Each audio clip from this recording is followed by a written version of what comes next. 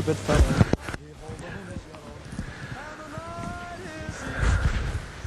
Are you ready, Gloria? Yes. Okay, it's 3 o'clock and we have a quorum present, so I'm going to begin the March 30th meeting of the Single Family Design Board. Will you call the roll, please? Bernstein? She's stepped out, but she'll be right back. Carroll? Absent. Geisler? Here. Mozo? Woolery? Here. Zink? Here. Mahan? Here. Thank you. Okay, we'll do public comment first. This is anybody who'd like to address the board on any item that's not on our agenda should come forward now. I see no one coming forward, so I'll close public comment and we'll move on to approval of the minutes of March 16th. I'll make a motion to approve the minutes. Okay, is there a second? Second. Moved and seconded. Les, do we have any additions or corrections? I have one comment or question on item 8, which is on page 11. Okay.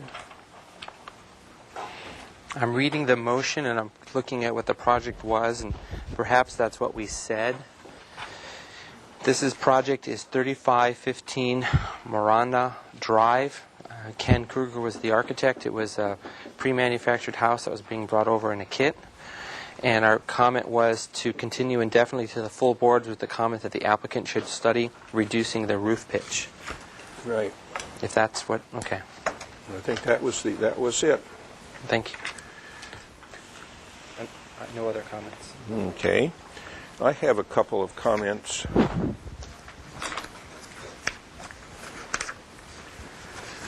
If I can find them. On page 6, item number 2, that's the 860 Jimeno Road and 1402 Grand Avenue, and there's 8 items there dealing with lot line, hammerhead, granite, small tree, Allen block, windows approved, irrigation, and health room lighting. I think we also discussed and approved the gate design and location. And I think there was also an approval of the lighting at the gate, wasn't there? Some kind of lighting on the gate. It was some kind of a little fixture that was acceptable. I think, Paul, you were the one who commented on it. So that should maybe be item number 9. I remember the items, but I'm wondering, can we add them as an item 9 if we did make it during the motion crafted portion? Because in the conversation, I do agree with you that we were okay with that, but we might not have made that when we were crafting the motion. Gloria, will you check listen to the record and see? We might, if not, maybe we can put in the discussion part of it. Mr. Chair, those wouldn't have been approval. You said approvals, but that was just comments only at that point. It's going to Planning Commission for the lot line. Right. So it's just comments only. So, And then it will be returning to full board. so we can add that comment. Yeah, it'll be returning to the full board. Then on, I just wanted to, I don't know if I can find it or not here. Where's the one up on Mountain Drive? Where was that? Number 1? Is it number 1? I passed it up to begin with. No, I was gone for it. Mount Calvary. Yeah.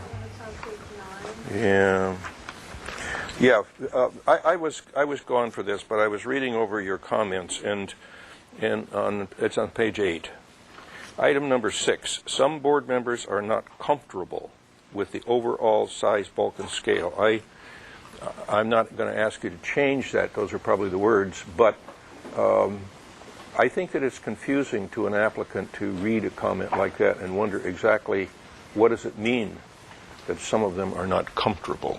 I think board members, or maybe there should have been a straw vote. Size, bulk, and scale is really a significant issue for the board. I think, Mr. Chair, there was a straw vote and it was tied. Okay. I'd missed that one. Very good. That's all I have.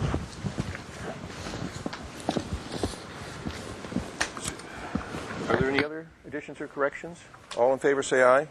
Aye. Opposed? So ordered. So we will go on to the consent calendar, March 23rd. Thank you, Mr. Chair. For consent last week, March 23rd, we had item A, 595 Sycamore Vista Road, continued 1 week. Item B, 669 Coyote Road was postponed 1 week. Item C, 1242 Shoreline Drive, got final approval of the landscape plan with a condition and final approval as submitted of the architecture. Item D, 47 Rincon Vista Road was continued 1 week. Consent last week was reviewed by Glenn Deisler. Okay. Is there a motion to approve as read? I'll make that motion. Seconded, moved and seconded. Denise seconded. All in favor say aye. Aye. Opposed? So ordered. Okay, March 30th, consent calendar. Okay, for consent today, March 30th, we had item A, 964 Garcia Road. A review after final was approved. Item B, 710 Circle Drive, got final approval of the architecture and preliminary approval of the landscape plan, and that landscape plan was also continued 2 weeks back to consent. Okay. Item C, 2215 Edgewater Way was continued to Planning Commission. Item D, 955 Coyote Road, got final approval as submitted. Item E, 47 Rincon Vista Road, the review after final was of the architecture was approved, and it was continued 1 week for a landscape plan. Item F, 1526 San Miguel Avenue, got final approval with a condition. Item G, 595 Sycamore Vista Road, got final approval with a condition. Item H, 669 Circle Drive, got final approval as noted. Item I, 317 Conejo Road, got preliminary approval and was continued 1 week for final. Item J, 669 Coyote Road, was postponed indefinitely. And consent today was reviewed by Glenn Deisler. Okay, is there a motion for approval as submitted? So moved. Is there a second? Second.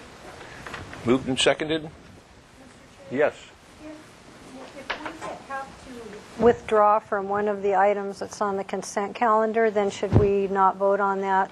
You just Just abstain say from what, that one item. okay. All in favor say aye. Aye. Opposed? So ordered. And you are going to abstain? Will I have to abstain on one of the items that they mentioned? Do you know Which which one one? that is, Gloria? One on Edgewater. On Okay. Edgewater. All right. And Gloria, don't forget that I had to abstain on 3 of those items on the big consent calendar. Okay, thank you all. Are there any announcements? Tony? Yes, Mr. Chair. Item 3 on today's agenda, 940 Coyote Road, requested to be postponed 2 weeks. Okay. Brian Nelson called me today and he said he went out to survey the story poles that were up and found that they were 3 feet too low. So he didn't want any confusion regarding that. So he wants to get the story poles up correctly Very good. and also wanted to have more time to work on his landscape plan. So we'll have him on the agenda next time. Okay, be sure and give a heads up to all of the board members to go out there and take a look at those story I will. poles. Okay, Do let's you see. need a motion on that 2 weeks continuance? You just do it. I think we can just do it. Okay. Also, we had an appeal of a final approval. It was really regarding the landscape plan for 3455 Marina Drive. And that final approval was given on consent calendar by Aaron Carroll. And I just wanted to let you know that the date of the appeal has been set to be May 17th. And Aaron's not here. Yeah, I'll let Aaron know. Will you let him know? Mm-hmm. If he can't make it, then I guess we have to send Denise. Okay. You'll have to review. Okay. Very well. I don't think we have any subcommittee reports. Do we have any possible ordinance violations? Okay, let's move on to item number 1 then. This is 6 Rosemary Lane. This is a proposal to construct a 560 square foot first floor addition, approximately 290 square foot veranda, interior remodeling. The existing 2,000 square foot house and 500 square foot garage is on a 14,000 square foot lot in the Hillside Design District. The proposal totals 2,900 square feet at 69% FAR. This is a third concept review. So, These are minutes from the previous. Paul, if you would like to read those minutes, but I guess first we'll ask these two people to give their names for the record. Thank you. I'm Don Sharp, architect for the project, and this is the owner, Karin Pick. Welcome. This project was heard 2 weeks ago, and there are 4 items on the motion. First one is the design direction is appreciated. 2, consider enhancements such as stone at the front elevation, additional detailing of the garage door and the front entry, and a covered porch was suggested. 3, show planting and detailing of the east elevation. 4, study more articulation of the east walls to reduce the starkness. Mahan was absent. Okay. So you want to walk us through those comments? Happy to. First of all, I'd like to point out that Rosemary Lane has quite a few Moody Sisters homes on it, 6 to be exact, 5 that are part of the main part of the lane and 1 that's outside, number 1, outside of the entrance. Our project is number 6 Rosemary Lane, which, albeit was an original Moody Sisters house and replaced with a home that we all feel is not aesthetically the best. But I would like to point out that this property is clearly not in the main bulk of the Moody Sisters homes. If you were to draw a line connecting the last 2 Moody Sisters homes, you see that there's 40 or 50 feet between that line and the beginning of this particular structure. And so we consider ourselves to be more a part of this end of the neighborhood rather than the Moody Sisters portion of the grouping of homes. There has been a considerable amount of neighborhood controversy and involvement in this particular project. And it's been my continual thought that a 3.5 and 12 pitch, which this current house has, and cannot be changed for economic reasons and other practical reasons, never will nor could lend itself to a Moody Sisters 8 and 12, 12 and 12 or higher pitch, which is true of all the Moody Sisters homes. Also, the couple that live here at number 5 are very concerned, and rightly so, that any additional roof height would block their ocean view, and it would. And so we have very carefully considered a minimal protrusion into that existing ocean view with a little gable that comes out to help break one of the original 2-story and 1-story long gable. Okay. There is currently a 30-foot setback from Rosemary Lane, which is right here, which precludes us from making any changes at all on the front facade of facing Rosemary Lane, other than minimal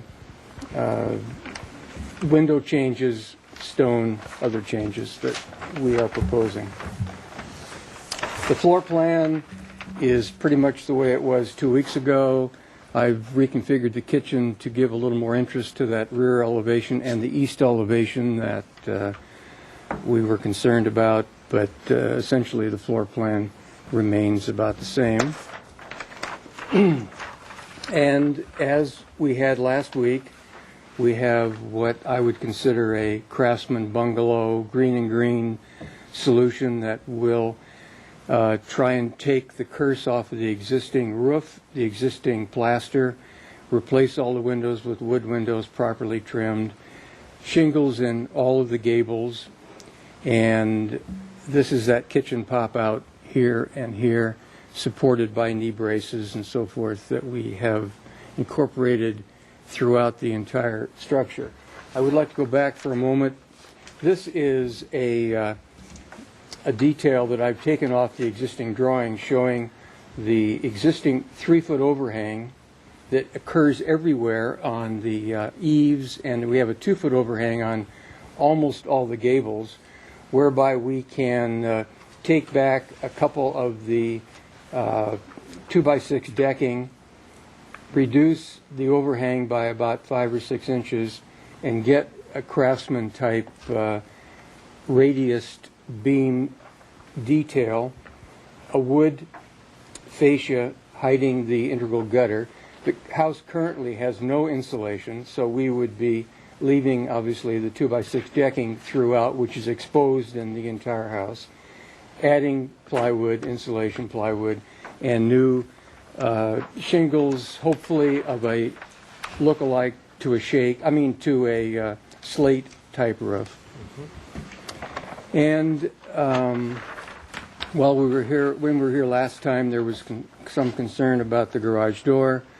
I have drawn a combination glass and wood panel door, enhance the entrance elevation by the front door, and made some other minor adjustments. They wanted us to, or we wanted, and the neighbors talked about extending some stone around to augment the existing stone or sandstone foundation that occurs on the original Moody home, which was in this footprint right here. Okay. Other than that, I do have photographs of all the homes in the neighborhood, and give it to you for your consideration. Very good, thank you. Do you have anything on this, Tony? Staff does. We do have some staff comments from the city's urban historian, Jake Jacobus. Okay. He sent a memo to the Planning Commission late last week. I just got it this morning. I can summarize it for you. Would you summarize it, please? He says, in response to inquiries made by members of the public, I have performed preliminary research and conducted a site visit to Rosemary Lane and have determined that the street with its 6 Moody Sisters cottages and 4 additional architecturally compatible houses would qualify for designation as a City of Santa Barbara Historic District. He says the house at number 6 Rosemary Lane that you're reviewing now, it was built in 1964 to replace a Moody Sisters cottage that burned down. The current modern Mediterranean style of the house does not exhibit any of the character-defining features found along the rest of the lane. Additionally, because the location of the house, it's not that visible from most of the public right-of-way and feels separate from the rest of the neighborhood. Therefore, I would not recommend that the house at number 6 Rosemary be included as part of the potential historic district. Though the proposed remodel of the house into the Craftsman style will not make the house completely compatible with the English cottage architecture of the street, the addition of a slate roof versus the current terracotta tile and the addition of some wood siding elements will provide a better fit. Okay. The proposed remodel will not prevent the rest of the street from being designated as a historic district. And he suggests, it's Jake's recommendation that the property owners of the 10 houses forming the potential historic district begin a dialogue with the city to move toward historic designation of the street, as it will provide an important tool in maintaining the unique historic character of Rosemary Lane. Okay, thank you. Okay, we'll move on to public comment. I've got a couple of slips here. Charles Metebien? Metebien. Please, Charles, come forward.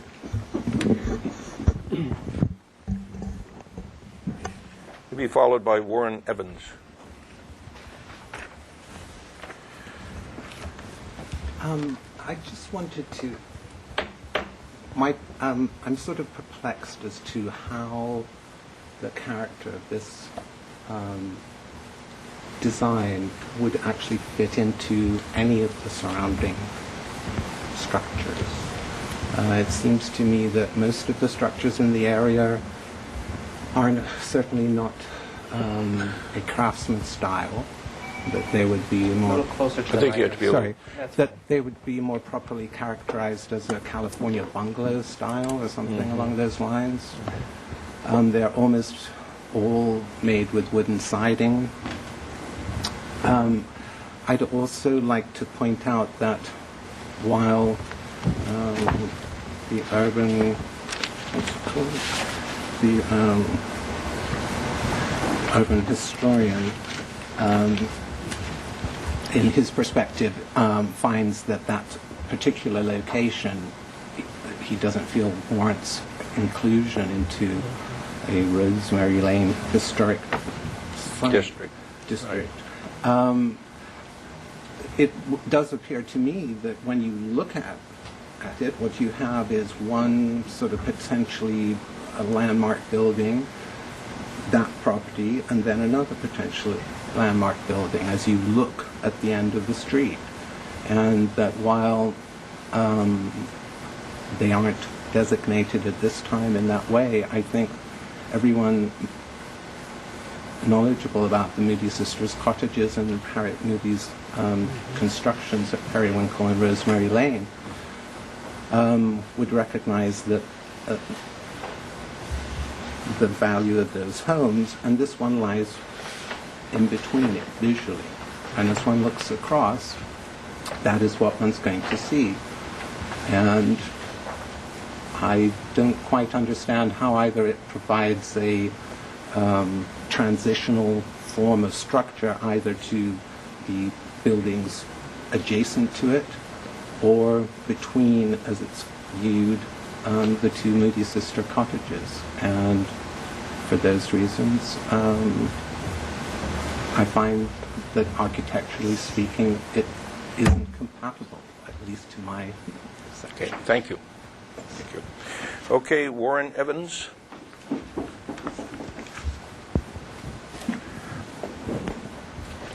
Ladies and gentlemen, thank you for allowing me to speak. I live at 4 Rosemary Lane, and I haven't had a chance to attend the meetings, but I've enjoyed being able to view them online. So I want you to know that's something that is, I think, a very good benefit.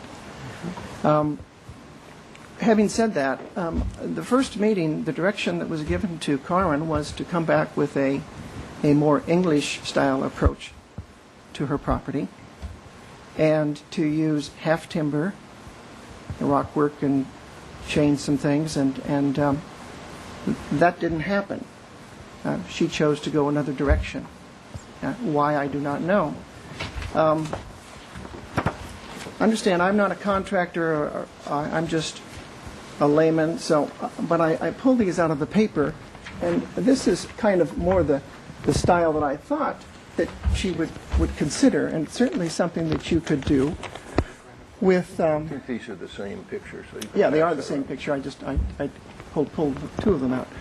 Something that could be done with, it seems to me, the existing property. It's not that she isn't spending, obviously, a good deal of money on this project, and that the design she's come up with is going to take a lot of effort and change.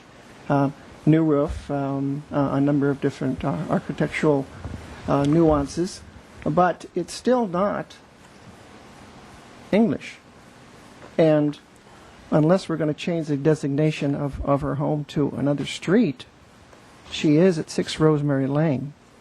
Now, if the board is capable of changing that into a cul-de-sac and we can put a hedge up there and rearrange the street, then that's something that may be considered. But right now, she's part of the lane. She's right next door to me. She's across the street from another Moody. In closing, I'll just make some brief quotes that I picked up from your prior meetings. Neighbors are an important part of the process. Mm-hmm. Okay. Blending in as opposed to not belonging. Strong compatibility issue. Okay. A house can be in your face. Some houses should have a quieter appearance. Look at the immediate neighborhood. The immediate neighborhood is Rosemary Lane. Thank you for your time. Thank you very much. Anybody else like to address the board? Mr. Chair, I have a letter in opposition from Paula Westbury. Okay, we have a letter in opposition for Paula Westbury. With that, I'll close the public hearing. It is to the board for your questions and considerations. So, Well, Mr. Chair, with regard to this potential historic district, Mr. Jacobus gave us a map outlining where he thought such a district might be. So the boundary would not include 6 Rosemary Lane. that, I suppose that is... That is the That is house. 6 Rosemary Lane. Well, it's close, but it's not in. Certainly compatibility is a consideration of the board, and you people will have to decide what is compatible. Probably size, bulk, and scale is not an issue. It doesn't look too big to me. But let's have questions and/or comments. Paul, you going to go Chair, first? I have one minor question, and it's for the architect in the sense that the changes that you're proposing for the roof overhang, is that going to trigger some kind of modification process, or because you're taking an existing encroachment and lessening it, that it becomes a staff discretionary approval and doesn't have to go to the modification hearing officer? That's a good question. There's currently a balcony here that has suffered a lot of water damage in the last 40-some years. Incidentally, this house was built in 68, not 64. And I'm assuming that one can peel back 7 or 8 inches of an existing roof overhang and not trigger a problem we're not extending or making any major changes in the overhang. So if it was a repair, we would have the same issue.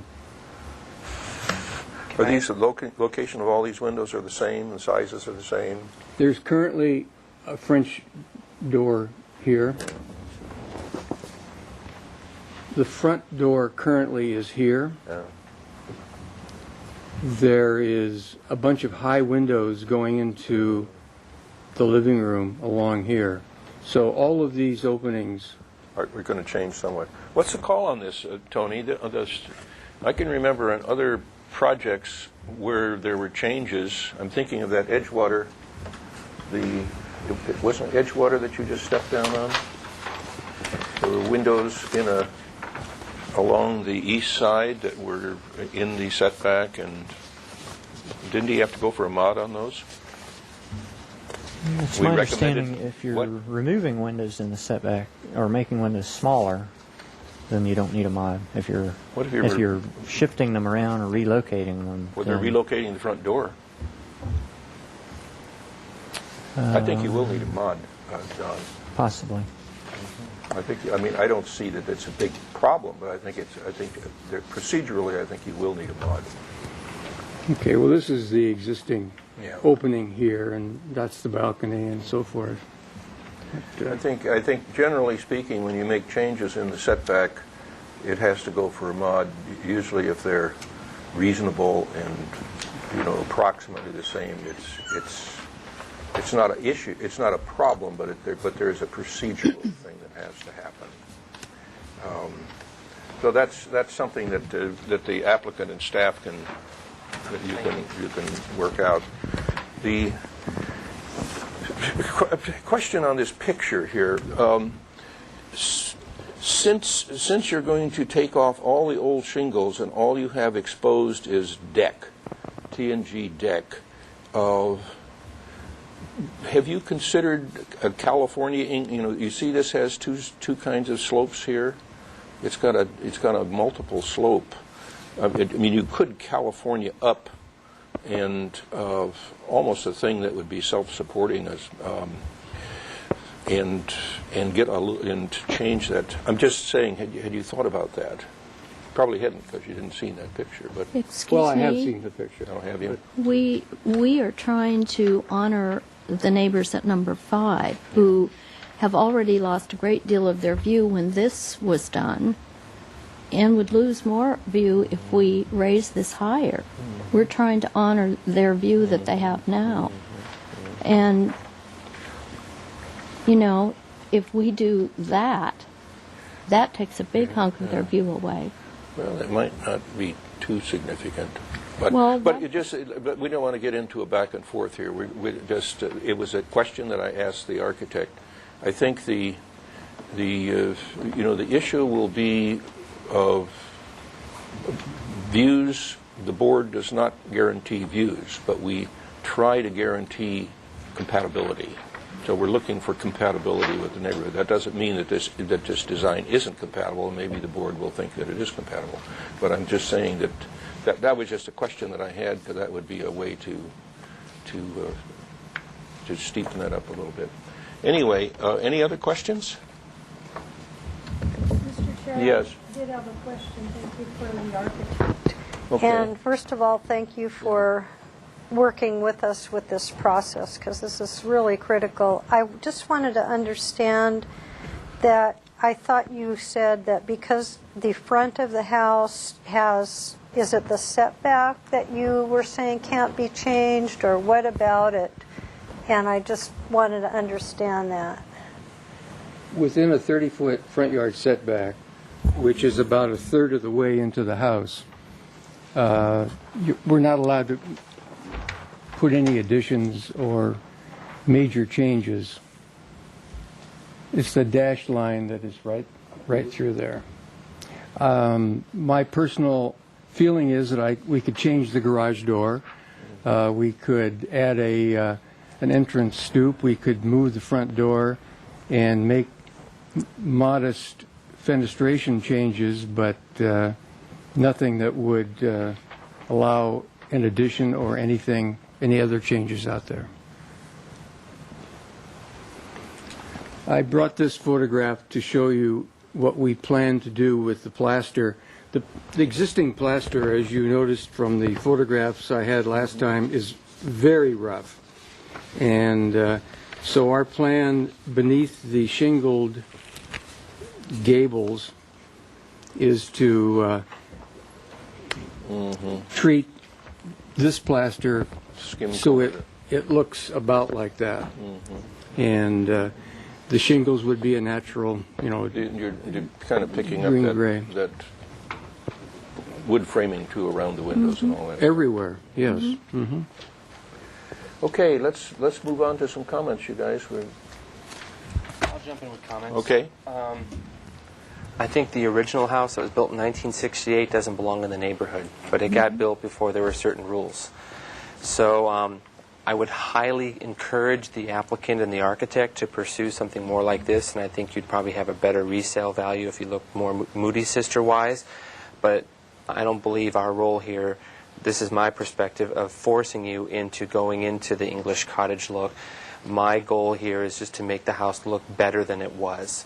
And that's all that I'm going. If you choose to go with an English cottage, you're going to get more bang for the buck when you resell, because that whole neighborhood's going to become a little enclave.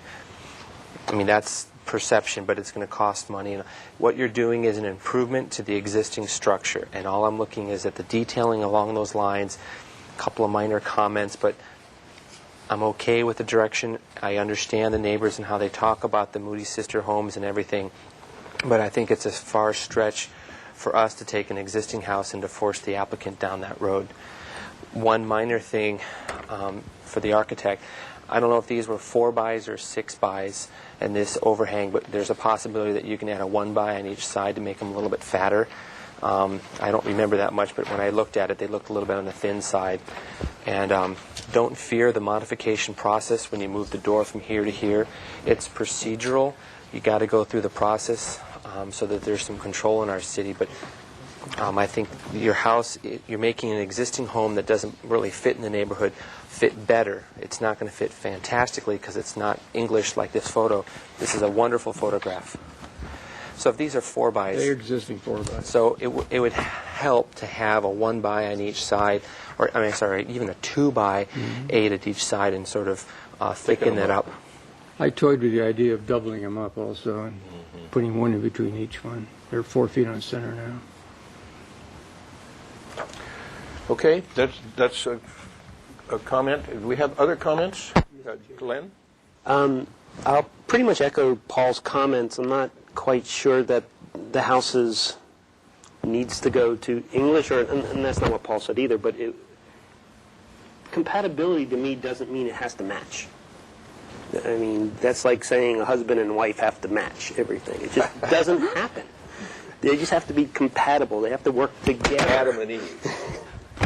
But, I think the style is far better than what's there. I think it's actually a very handsome house, and I think it has elements that work in the neighborhood.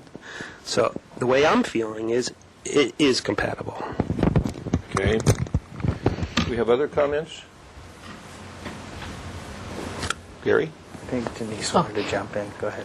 I just wanted to say that I agree with both Mr. Diesler and Mr. Zink. Okay. Gary? Yes, Mr. Chair, thank you. I do have some comments. I would believe that if it was a Tudor style or an English style, we wouldn't quite have as many conversations about this building. However, it's not a requirement, and I think that this style is much more compatible than the style that they had before. That being said, there are some things I still would like the applicant to pursue, and one of those is still the front entry. I still don't feel like the front entry. I just would say that I would give very positive comments towards a modification for a front entry if the applicant chose to do so, and I really would encourage them to do that, because the front entry as it sits right now to me still doesn't stick out, especially given the overhangs that we have in the rear and how we're treating the rear of the building, and the front of the building is just really short, and somehow I don't think that between the rear of the building and the front of the building they're compatible. The other thing that I would recommend is the fireplaces are stucco, and as you showed us with the photograph of the stone chimney coming up, if the chimneys were stone or clad in stone, I think it would blend more into to the type of atmosphere that would happen in that neighborhood as opposed to the harsh stucco chimneys. You're talking about stone all the way up here. Both of the chimneys. There's a new one and there's an existing one. This is a new one. Oh. Does that come all the way down here? Yeah, I just think that would add an element to this architecture that will that on the back help wall? soften. It's in line with this. I see. It will help But it's soften back. that architecture. Quite a ways. Okay, thank you. Any other comments? Bernie? Thank you, Mr. Chair. This is really kind of a difficult one for me, and I haven't really made up my mind yet because I don't completely agree with Paul, but I understand what some of the limitations are from the architectural standpoint, and I'm just wondering that if one of the big issues has to do with this 30-foot setback, and what we really want to try to do here is create a balance with what you want and what the neighborhood is already kind of leaning toward, and so curb appeal is very important, and so is streetscape. So I was going to suggest, is there any way that we can allow or comment that we'd like to maybe get a modification of some sort that would allow the architect to design something that does fit better with the English style, with the front entry and the landscaping. And I think that we're all heading in the right direction, but I still want to keep going so that when we're finished, everybody is happy. Well, we are going to have to send a recommendation to, this will be going on to the, I think this will be going on to the staff hearing officer. You're here now, Jaime, so you can answer this question. We're having, the front of this house is in the setback of an existing balcony will be removed, garage door will be changed, the location of the entry will be changed, the windows will be changed out. There's nothing that we see that's detrimental that's being proposed, but these are changes in the required setback. Does this have to go to the mod? Right. Mr. Baum was just briefing me on those changes, and it appears when you start relocating openings within that area, you exceed the allowed alterations within the setbacks. So you might still be heading towards a modification. I knew you were trying to avoid that, but once you start dealing with these openings and switching them around, we would support that modification request. Yeah.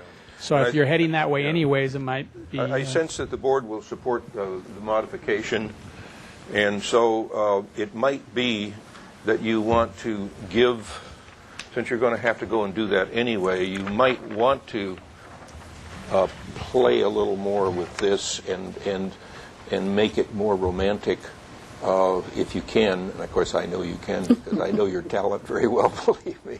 But I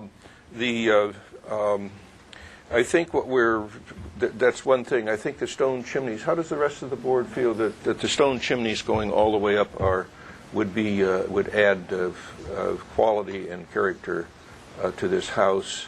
But what I'm looking and counting votes, and it looks like there's support for this, if you can, for this general direction that you're going, which we all agree is not Moody Sister style, but is compatible with that neighborhood, and to some degree compatible with the Cedar Lane neighborhood, which is behind you, that is more of a California bungalow style, which was brought up. I think that we have two kind of major type things happening here. This house is transitional in a sense between the two. I think that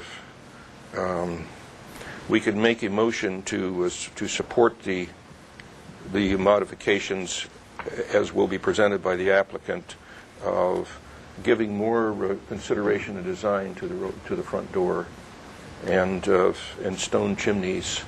But generally speaking, when this comes back, if you are successful, your mod, we'll be able to give it a preliminary approval. Is there such a motion? I'll make a motion as you described it. Okay. Is there a second? I'll second.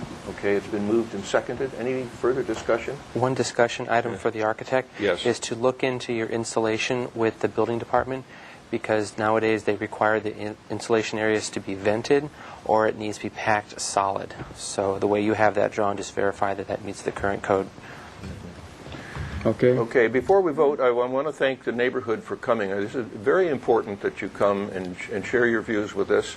We don't always agree with your views. I think that the board has to make hard decisions on compatibility, and as one of the board members mentioned, being exactly the same isn't really necessarily required. However, if this were a designated historic district, a future board might think differently about that, and I certainly encourage you to proceed with that designation. I think it would be.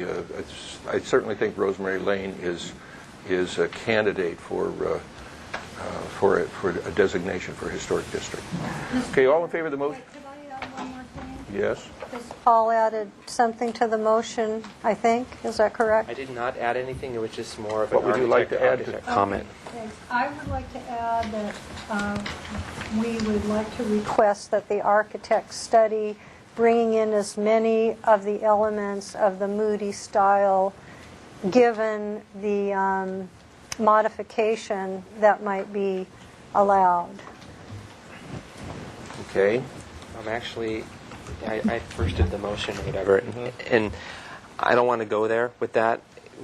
Where the architect and the applicant are going is the direction they want to go. They've heard us make those comments, but I don't feel like we should make it part of the motion. Not going to include that in his motion. I think the thing that you have to recognize is that this is a particular style that tends to be more reminiscent of green and green, but it's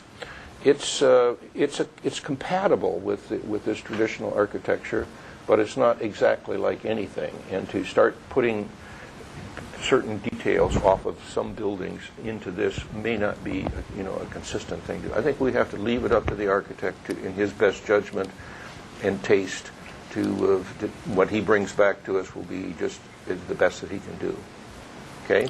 Mr. Chair, may I just make one quick comment? Yes.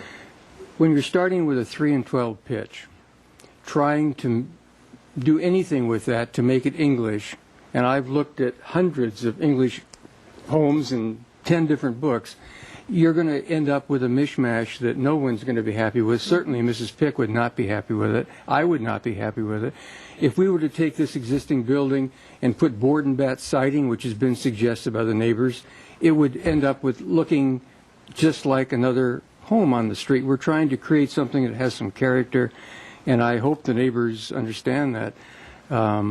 We want to make a major contribution to the neighborhood, not just another board and bat sided home there. Okay. All in favor of the motion, say aye. Aye. Opposed? Okay, so ordered. Thank you very much, and thank you for coming and sharing your views with us. Let's move on to... Thank you. So that will be continued to the modification hearing officer, and then come back to us for a final look before preliminary approval. We'll move on to item number 2, 54 APS. This is a continued item. Project design has been altered by relocation of the carport, cutback corner, first floor wall at driveway with a reduction of square footage, revised balcony, proposal to construct a 2-story addition, a new front entry, relocation and alteration of an existing 350 square foot detached carport and alterations to balcony. The proposal includes abating an as-built violation, existing 2,260 square foot single-family residence on a 10,000 square foot lot. They don't give what the FAR is. Previous proposal was denied without prejudice. Mr. Comments? Chair, Yes. I don't see the applicant here yet. 3:45. Well, they should be here. Let's see. Tony's trying to track him down and see if he's in the hallway or in the lobby. But staff does have some comments on this once they arrive. No? You have some comments on this? Well, I don't know if we want to hear it if I he's think not we'll here. wait till we're going to just take a brief intermission here, waiting for the applicant to show up and get a little more coffee.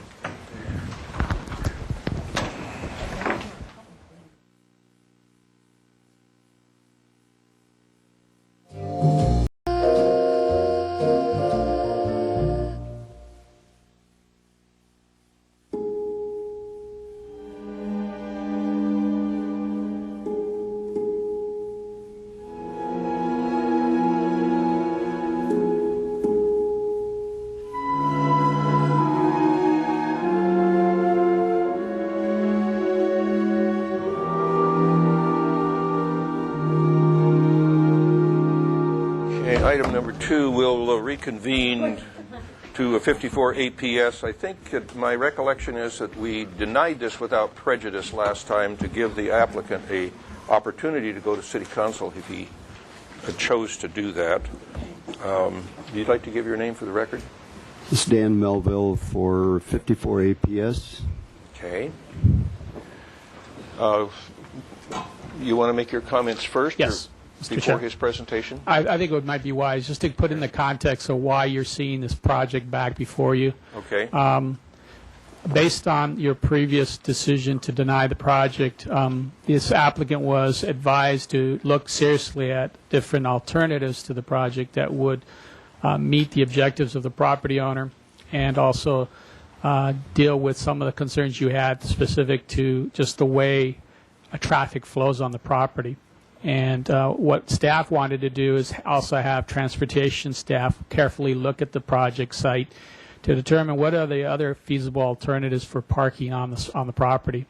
So specific questions were asked of transportation staff as to what in fact could happen in order to get code complying parking. And what they indicated to me was that the first alternative would be to different than what was being proposed previously, was to reconvert the previously converted garage back to a garage. And unfortunately, that would still be problematic because the garage is undersized for a 2-car garage. So there was some discussion about whether that would be a better solution.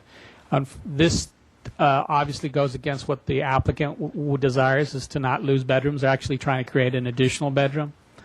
So the other alternative that was researched was, what could we do to the back to make it more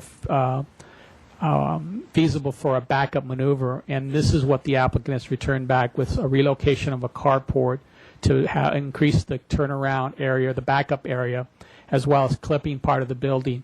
I don't think the turnaround can be achieved in the back because of the pool structure that was permitted, but I'm going to let him walk you through that obstacle for the site. And then I just wanted to make sure that we make specific findings if it in fact does get denied and goes forward to council, so council understands that whether or not there was a reasonable, viable alternative that was pursued.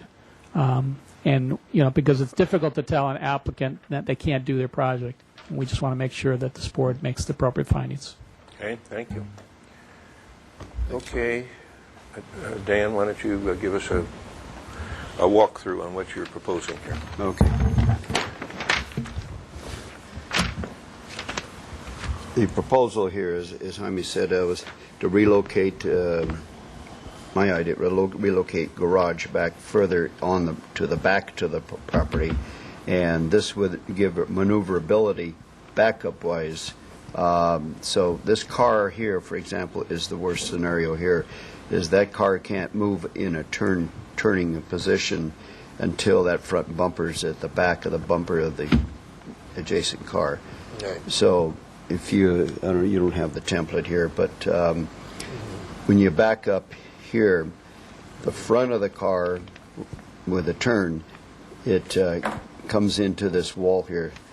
So in order to have sufficient room to address that, I put a retaining wall in here. So if you were to put a template on this here, you would see there would be plenty of room, I would say about 3 feet minimum. And so they would back up to this position here.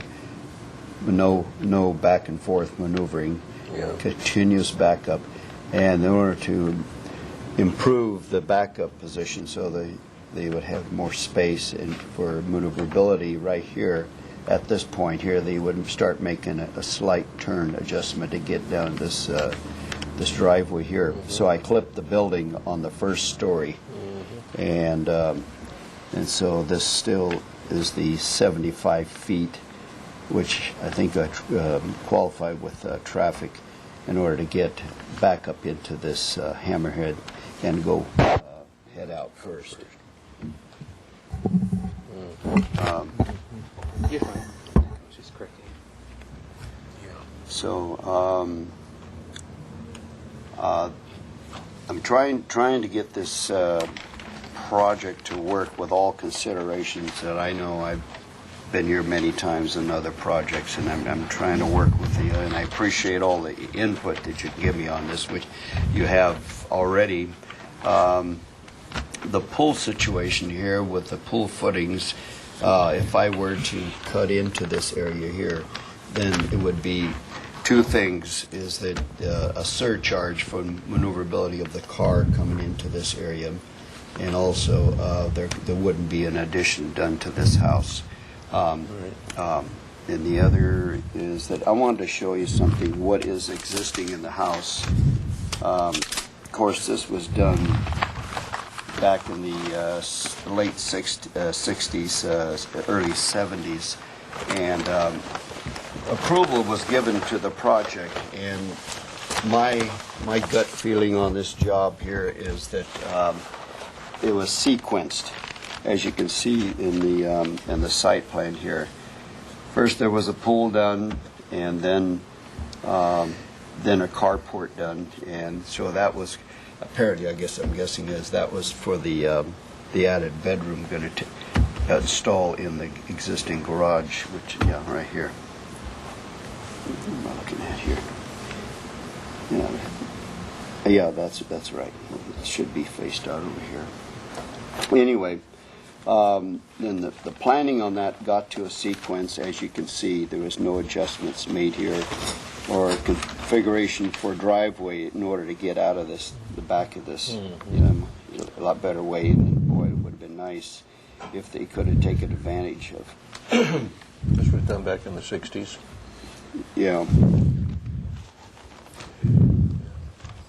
Yeah, these things didn't get much review then. Yeah, it didn't, yeah. So it sequenced itself into a... Mr. Chair, I also wanted to comment, I failed to indicate, there was two areas that I did speak to transportation about, was the idea of backing onto APS, and they were not in favor of that. They would consider that an unsafe location. So there is a desire to have some type of turnaround. And we spoke to Mr. Melville about the reality is even if you were to have the garage be placed back where it was, there would still be a lot of paving involved with that if there were a turnaround for that. So converting that original garage location, we didn't see that as actually improving and lessening the amount of paving.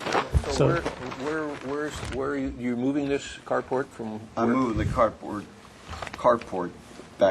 back. So it's a new carport. Property. No, it's not a new carport. Oh, you're just going to move, we're going to pick it up and move it. Okay, actually what I've done here is this dotted line in the front here is the existing slab now. Oh, I see. And so I've shifted the whole thing this way here. I'm getting rid of that, as I said before, the shed structure that's in the back. So I'm going to move the carport 5 feet to get the maneuverability. That gives you that room to do that. Yeah, you just get on out. You said this way, I guess just backing up. Yeah, you can't do this. You right. You don't have the. No. You don't have the radius to do that. No. Okay, I think. Try my best. And the architecture is all just the way it was, right? We haven't. No.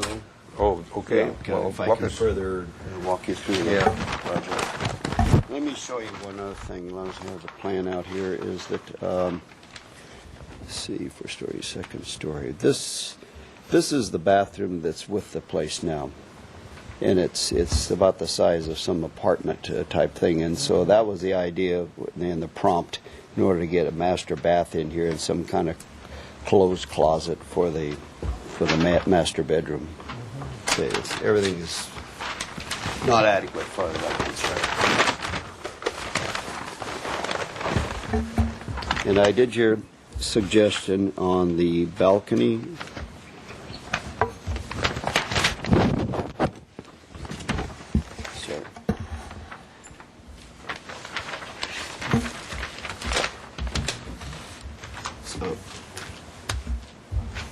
Studied it enough so that I think I can work the structure with it.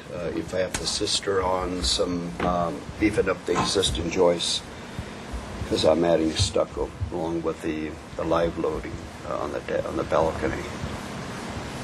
Well, it's an existing balcony, right? Yes, it is. Yeah, it's the rafters are tailed out on a cantilever, and I'm not going to assume, but when we get into the project, if it goes ahead, I'm going to cut open the ceiling in the existing garage and see how far these rafters go. Are they all in one from a support standpoint?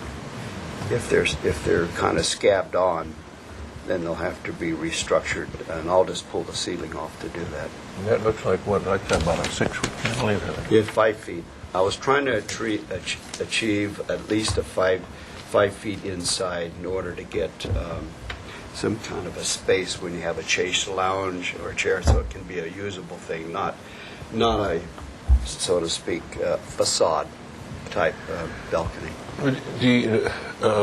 What's our guideline on what is a balcony? And I remember we did that when we did the guidelines. What is a deck and what is a balcony? I think we said 3 by 7 or 3 by 8. 3 by 7. So this is not a balcony. This would be a deck.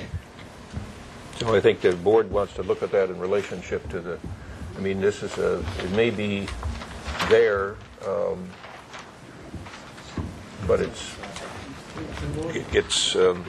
it's close to the property line. Okay. The rest of the architecture is about the way you showed it to us before? That's correct, yes. And it'll just a matter of note, the exposed wood will be 4 by to satisfy the fire area. So that'll be an enhancement. I mean, like these little rafters here. Yeah, sticking out. Everything that sticks out will be 4 by. Okay. Okay, staff, you have anything else on this? Well, the deck is previously existing in the setback, so this proposal would make it smaller. Okay. I think that's okay. So this is an approved. That was my question for Well- staff. Is it existing non-conforming, or is it a non-permitted cantilevered? It's on the approved It's on the plans. drawings, the approved drawings. And there wasn't much detail done Let's just typically for let's just all see it in the the up. let's just see the plan.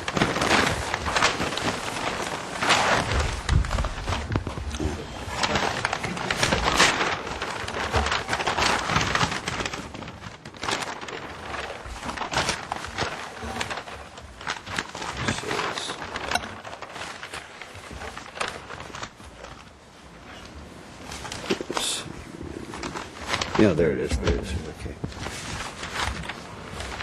You said it is 5 feet. This says 6 feet, but you said 5 feet. Yeah, 5 feet. It is, I measured that balcony, it's 6 feet. That's correct. Looks like it's in the original drawings. Just have staff verify. Yeah. Yeah, we'll verify. Okay. Okay, do we have anything else from staff? Well, we have one Uh, public comment letter Okay, from Paula? from Paula Westbury. We have a letter from Paula Westbury, I would assume in opposition. In opposition. I'll open up public hearings. Anybody would like to come forward and address the board? I don't have any little yellow slips here yet. You come forward anyway, and oh yeah, you've got your yellow slip right there.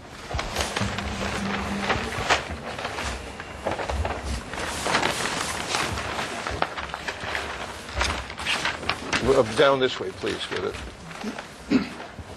Yeah, I can move if you want. No, that's all right. He can sit right there. Thanks. Okay, Larry Williams, address the board, please. Yes, I'm Larry Williams, live at 1825 Overlook Lane, which is up the hill from the property.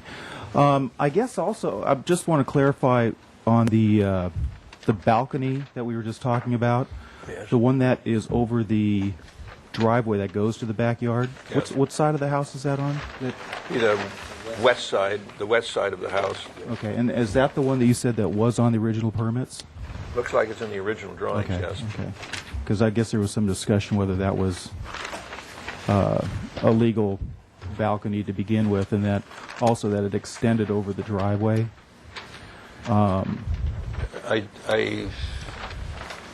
It probably is legal because Well, just to correct, these are the drawings that the applicant provided for us to review today. There are a set that the city keeps in the back in the archives, and those are the ones that have all the city stamps. Okay. So staff is going to verify if this balcony, the way it's shown right here, is on the drawing with all the stamps, then it's what we call existing non-conforming. Okay. yeah. Okay. And then I guess on the carport, I didn't really get a chance to review these plans just because we had got the notice on Friday here.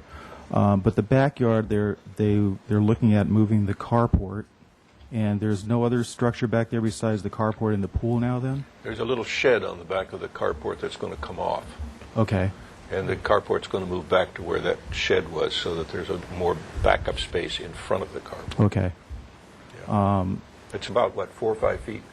It's 5 feet. Yeah, 5 feet. So it'll be slipped back 5 feet. okay. I guess I would just like to be assured that it's not going to turn into something else, because right now that carport or that existing structure is basically kind of a game room more than anything else. And I think one issue that we brought up before is the amount of noise that's being generated out of the yard, how it all the noise just goes uphill, and there's a lot of hardscape back there. And I'm hoping that there is some type of landscaping addressed on that so that it can keep the noise contained. Okay. Let's see, I just wanted to. And I guess the other thing, so, and again, I didn't get a chance to look at the plans. So there's a balcony on the one side of the house that's already existing. Was there another balcony that's being added on this also? That was the thing you're confusing with the No, rooftop. excuse me, Dan. I'm sorry. But we'll have to Okay. go through us. Sure. We'll check if there's any other balconies that are being proposed. Okay. Because, again, the house is pretty close to all the property lines, and I just am concerned about the invasion of privacy issue. Okay. we'll clarify that. Okay. That's all the comments I have. All right, thank you, sir. Thank you. Thanks a lot. Do we have anybody else like to address the board? Seeing no one, I'll close the public hearing, and it is to the board for questions and comments. Let's answer the first question. Are there any other balconies besides that? Where's the second floor plan, Dan? Here's your new balconies, right here, right there, and that's going to be removed in between. And it looks like on the edges here too is going to be moved in. So they're going to be reduced in size, length. The depth will stay at the 5-foot thing. Are there any other balconies? No. No other. There are no other balconies. No other balconies. Okay. What about? I think we asked you once before about the landscaping at the back of the yard. We've had a lot of testimony about privacy, etc. And I think you told us there was what was back in here before it. I don't remember though. What is that? Do you have the pictures of that? Yes, there's 2 oak trees in the back. It's all shrouded with the tree. There's one right there in the corner, a big one. Yeah. Huge. Yeah, it looks like it's right on the property line. Yeah, it's dividing. So, and then there's looking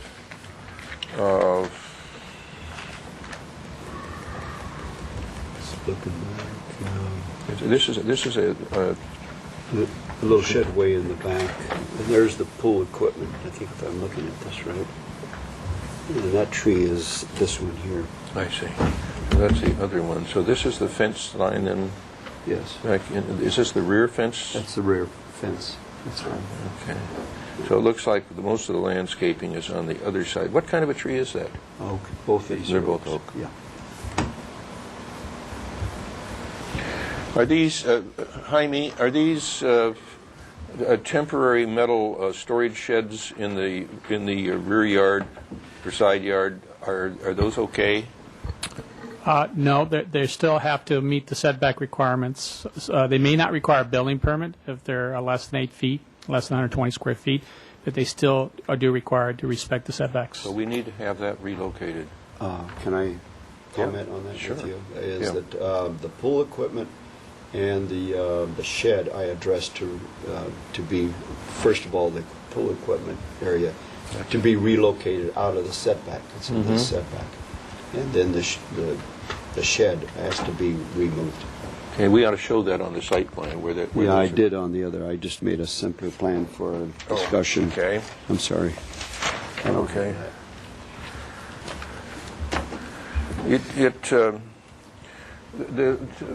Denise, you might give some consideration to. Is there any? Could we recommend any screening here that would help with privacy issues? One of my concerns is, of course, they'll be going into the root zone of the oaks. Okay, well, that's why I'm asking you to look at it. Here's pictures of it. The page before, too.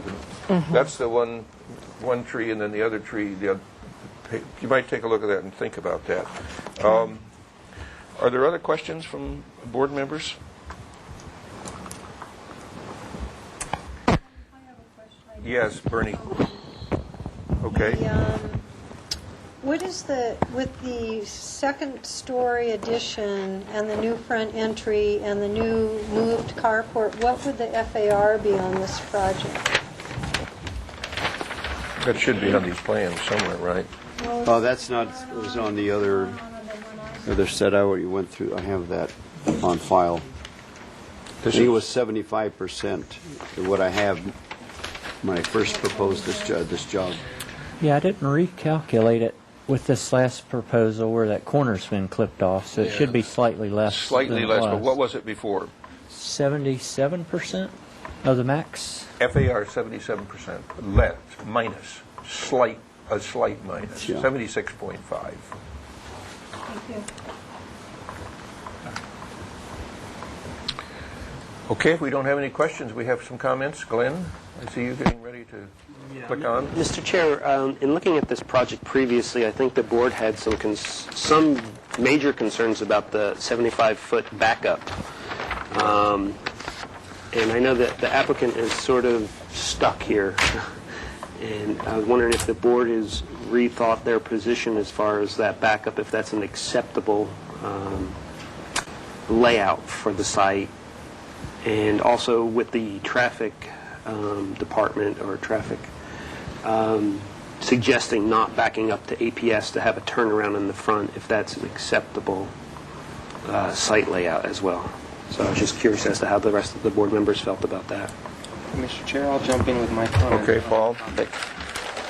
What I'm noticing on this drawing, which is what the approved garage, and this is the situation that they have, in which they have a 33-foot dimension between the garage and this part of the house.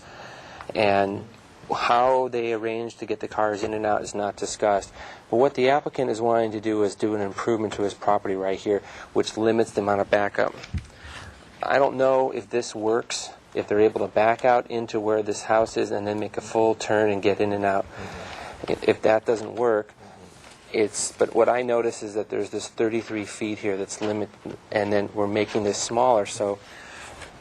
What scale is this, Dan? Mr. Chair, may I comment? Yes. So I think this is part of the dilemma, that there was the impression that somehow that carport was intended to have a backup space back there.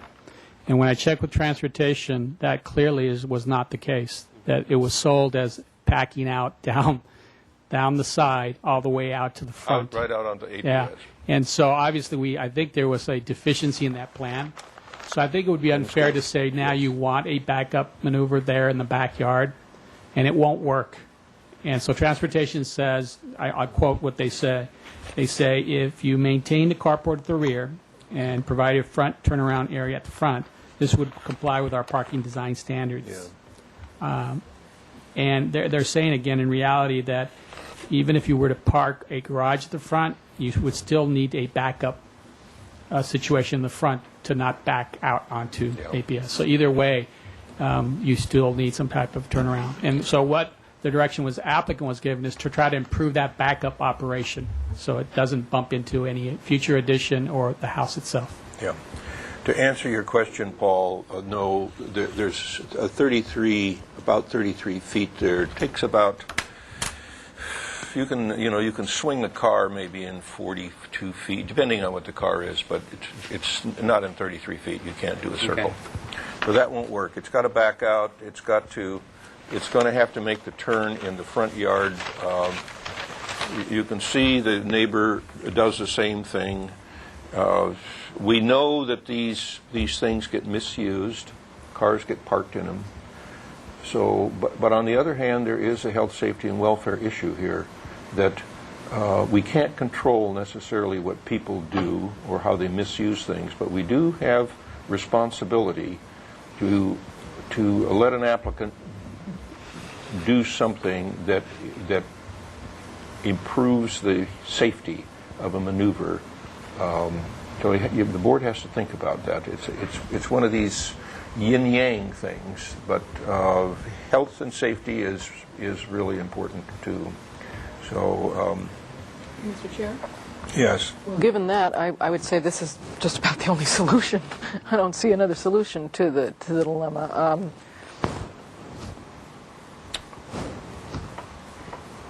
Okay, that's a comment. We have any other comments? And, Mr. Chair? Yes, Bernie. This one that we're talking about is the one that the Transportation Department recommended, correct? Yes. Okay, thank you. Yes. Mr. Chair, one other comment about the balcony. Yes. And I know there's some research that still needs to be done. Mm-hmm. And I appreciate the applicant cutting back the balcony as far as its length along the building. Mm-hmm. I still feel like it should only be about 3 feet deep, though. It would not meet our guidelines today. No, it wouldn't.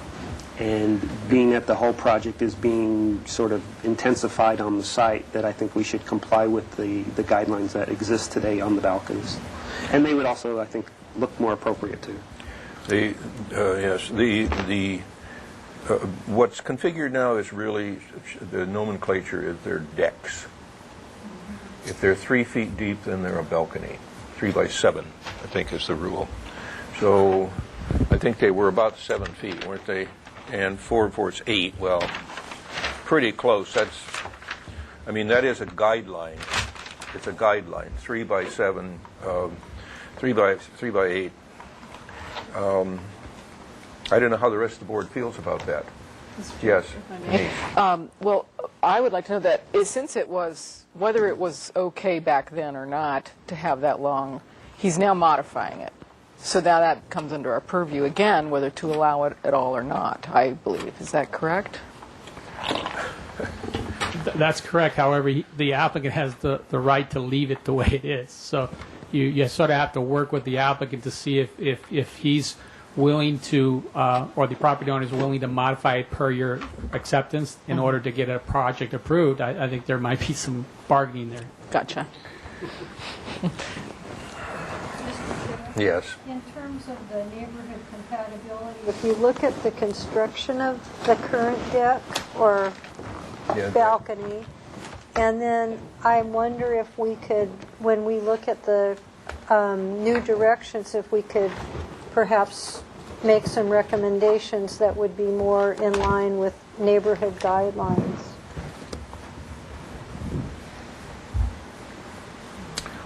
Well, how does the rest of the board feel about this balcony? We're all talking about this balcony now. I'll just be real fast. If it has a legal permit, and then he should keep it at 5 feet. And if he's choosing to reduce it, he's making it smaller. I'm completely fine with it. If it does not have a permit and the original drawings with all the city stamps on it don't have that balcony on it, then it can't cross the do not cross line and needs to be 3 feet. Okay, I think that's a reasonable. This is a reasonable thing. If it's permitted, if it's not permitted, you're going to have to come back to us and talk about the balconies. If it is permitted, though, and he came in, and he said, "I just want to keep the balcony the way it is. It's permitted and it's illegal, non-conforming," and we say, "Would you please reduce the length of them?" And he'd say, "Okay, if you guys really want it, I'll." But so there is the negotiation there. I don't think we can, use a no, we aren't going to approve the project unless you do something more to those. I think that's using our approval as too much of a hammer. I don't think that's correct. I mean, the important thing is this issue here in the general architecture, and the balcony is less significant. It's there, but it is being improved, but not maybe as improved as much as some of us would like. But the question is, what is reasonable? What is reasonable? I think that if it's not legal, then the applicant's going to have to come back and we'll discuss it further. But if it is legal, we're getting it reduced. The big issues are we going to accept this turnaround, which is being recommended by transportation, and we recognize that people should not back out on APS. Probably when this house was built in the 60s, there wasn't the traffic on APS that there is now, and it was not such a critical issue. Mr. Chair? Yes. Gary? I did have a comment or a question to the applicant, and that was, do you have a drawing or design of the carport? Because I remember there was some glass block or something that was in the front, and there was talk about some removal of it. Yeah, I think we always wanted you to close this up and not have it be a serving out through the carport to the pool area. And we discussed that before with you. Is that in the cards? That's in the cards. I'm willing to get rid of the. It's a mixed bag of textures there. Yeah, close it up. Just put a wall in there, and you don't have you don't have elevations. I do on the main set of drawings, but we don't have those today. No. Comments on this project is going to require an environmental assessment, right? So we're just going to be making comments. Mr. Chair, we had asked for a fault location study. Okay. So the applicant wanted to get some favorable comments from you so he would know that he has a project before he goes to have a geologist do one of these studies. Very expensive. Yeah. Okay, let's make our comments and move along here. Decision time is here. Mr. Chair? Yes. I can approve the turnaround as planned here on this set. Okay, and the reduced balcony? Yes, and the reduced balcony. The general architecture is acceptable? Yes. Okay. Mr. Chair? Yes. I'll agree with Denise, and the reason why the comment about the turnaround is being said is that the original carport, the way it was designed through transportation, was that it was designed to back out. And the enhancement is going to be the turnaround so they head out onto APS versus backing out onto APS. So with that from transportation, I'm going to be okay with the carport where it's located, as well as the location of the addition, and staff is going to research the balcony. Okay, and the carport will be redesigned. We'll get new drawings of the carport to show how it's going to. Right. Yeah. Gary, how do you feel? I still feel like there's an excessive amount of paving, and I would like to see some things incorporated into it. The paving goes all the way to the property line. I'd like to see that there's some vine pockets or some way for some landscaping on that portion of it. Perhaps a center strip, a grass strip in the center, or something that's going to give that a little bit more landscaping. I'm really not happy about the way the balconies look, but given the assumption that they are previously approved, I suppose they're okay. I am a little concerned about that, of how close it is to the neighbors and how it can look into the neighbor's house. So I've always had a concern about those balconies, and I do want to review it again after we find out absolutely that it has a stand. Okay. I think we will. We'll make sure that the balconies are legal, non-conforming. Glenn, do you have anything to add to that? No, I think Gary hit it on the head for me. Can I make one comment? No. Okay. Bernie, you have anything to add? So what I'm hearing is that we're going to send the applicant away with generally favorable comments about the turnaround in the front yard, recognizing that backing out on APS is not an acceptable alternative. That we're going to expect a traditional carport with sidewalls closed in. The architecture is generally acceptable, and we'd like you to study increasing some planting. The driveway only needs to be 10 feet wide in here. Up against the house, up against the property line, there isn't. This car is not going to make a maneuver like that. It's going to make a maneuver like that. So there's no reason why there can't be some landscaping there. This car, it's going to go this way, or however it goes. Or I guess it's going to go this way too, isn't it? Yes, right. But this, in other words, take this paving area and reduce it to just exactly what you need for efficiency, and the rest of it will be landscaping. This is now I scale this at 15 feet, and I know that last week we had testimony on that a Grand Avenue thing that a hammerhead, the fire department only needs a 14-foot wide. So let's not have this be wider. No paving wider than it needs to be, Dan. Absolutely minimize the paving and maximize the landscaping when you come back. Right. Well, what worked, but we accept this as being an unnecessary maneuver. Two things, if I can comment. Yeah.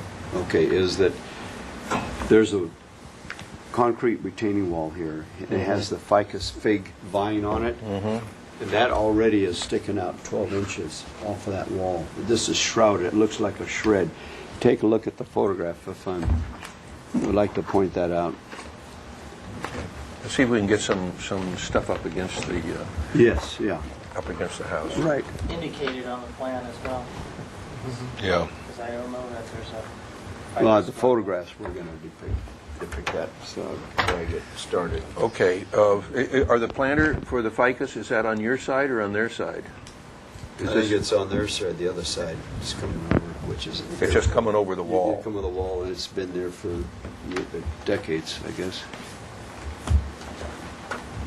Mr. Chair, it looks like it's fully covering the wall there. Okay, so I want a motion for continuance to for the applicant to proceed with his environmental assessment with the comments that the board finds if the balconies are legal, he finds the reduction of them as proposed acceptable, and that the turnaround in the front yard is acceptable because of health, safety, and welfare issues.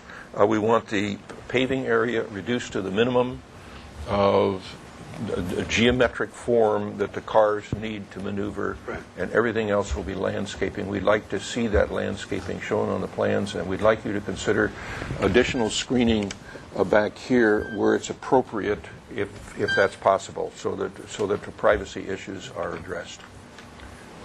Yeah. 2 other items, Mr. Chair. Yes. Plans for the carport and show all structures on property. Yes. The plan for the carport and show the relocation of the pool equipment and the little storage shed on the plans, and we'll wait for you to put yourself back on the agenda. Okay. Is there such a motion? Excuse me, Mr. Chair. Just a minute. I want to get a motion on the table. Is there such a motion? I'll first it. Okay. It's been moved. Second? Seconded. Now, Bernie. Yes, thank you, Mr. Chair. Can we include permeable paving? Yes. I would say that if we're replacing the existing paving, we can, but if it's the existing paving that's part of the original carport, then I think it's existing paving. Because this is all shown as flagstone. Is that the way it is now? Wow. It looks like it almost is permeable. It's got big joints. Right in this area here. Well, what's this out here? This is stamped concrete. So this is all existing now? No, it's just right in this area here, in this where this carport is. Because the pool has flagstone in it, so they bring in the same texture over. Okay, would you give consideration to, since you're going to be, this is all new, right? This is, yes. Since you're going to be doing new paving, that it could be done in permeable paving? I just wondered how long that would last, because I got to be very careful with the grades on here. Okay, we don't want you to design it here in front of us. No, what we're saying is I'm just that making a serious comment here. is look at the feasibility of doing permeable paving where the paving is going to be new. If you can't do it for some reason, then you can explain that when you come back to us. Okay. And that would be per our guidelines we require. Yeah. Permeable paving is that's in now. I'm just going to make this one comment. I got major drainage coming from other sites. These sites drain from site to site, and I'd love to get the water out of here on a solid basis. Well, the paving may have to study it. Mr. Chair? Yes. Staff? Mr. Chair, I have a question for you. The full board's seen this 4 times now. Yes. So I was wondering if after the environmental assessment's cleared up, if the project could return to the consent calendar. Only if the balcony that we saw today had an existing non-conforming stamp. Yeah, I think the board ought to see this. Oh. I think the board ought to see it. This paving and all of this stuff and the landscaping and everything. There's a lot of questions, whether it's going to be permeable or not. There's a lot of questions. I think we're making progress now, and I think you've got a project here if you can figure out how to do it. Okay? All in favor of the motion, say aye. Aye. Opposed? So ordered. Thank you. Thank you for coming and speaking to us. We appreciate your concern for your neighborhood. Thank you, Dan, for giving it another shot. Okay, Bill. Okay, we're going to skip item number 3. That's been put off. And we'll move on to item 4, which is 3515 Madrona. The applicant is here, and I saw the architect. Well, it's a little bit early yet, because this isn't scheduled till 4:45, and it's only 4:30, so 5 minutes. Again. We're going to take a 5-minute recess here, waiting for the applicant. Realize I slipped a few. It's okay. Want to sit here? Wherever. Okay, we'll reconvene, and we'll move on to item number 4, which is 3515 Madrona Drive. This is a proposal to construct a new modular 2,400 square foot, one-story single-family residence and attached about 500 square foot two-car garage on a vacant lot where residence was recently demolished. The proposed 2,900 square foot on a 9,100 square foot lot is 83% of the FAR. This was here before. Well, let's read the minutes.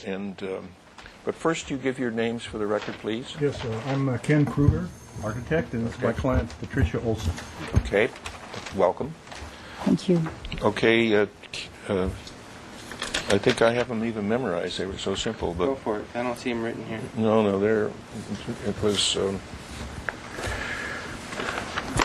We had them.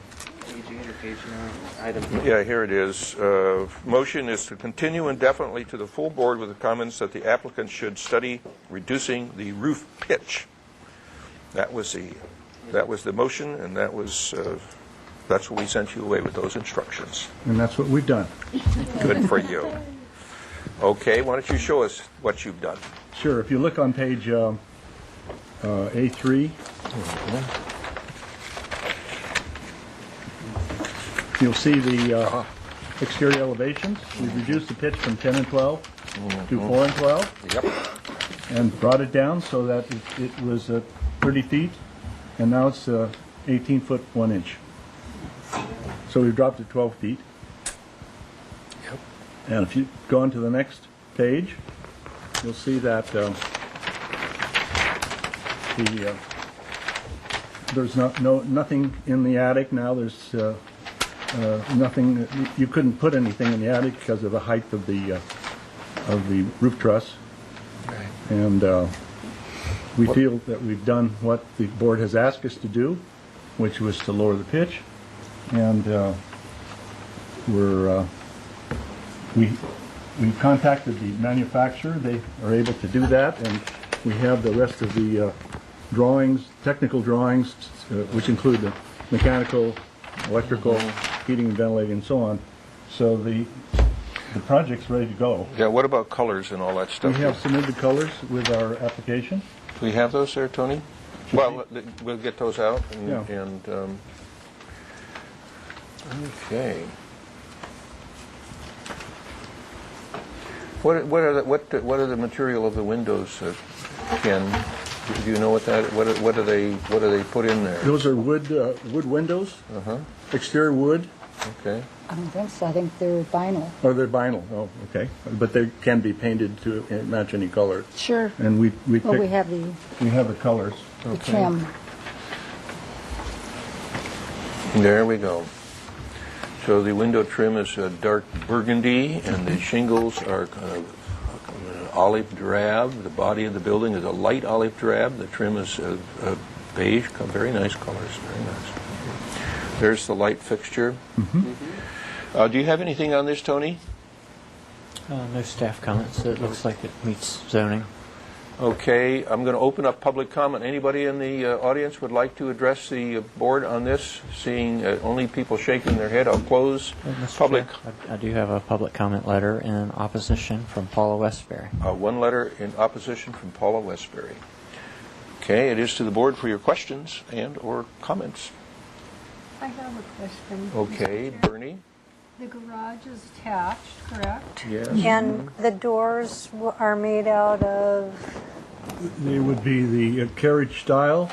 Yeah. And they'll be, I guess they're whatever the manufacturer provides, which I think is a wooden door. Would be wood. Yes. Wood. Great, thank you. Yeah, I'm sure it would. Okay. Any other questions? Mr. Chair? Yes. Just a clarification. Although the roof pitch has changed, there's been no other change to the floor plan or the site planning? No, So it's the same house other than the roof? exactly. All right, thank you. This is a modular house. Okay. What do we want to do? Paul, you ready? Yeah. I'll make a motion. Just a minute. I got a motion coming up here. We can discuss it. I'll make a motion to approve the project for, I would say preliminary for sure and final on, actually make a motion for preliminary and final with the drawings as presented today. Do you want to look at any of the details and stuff like that? They're all Basically a technical single-story engineering house. details.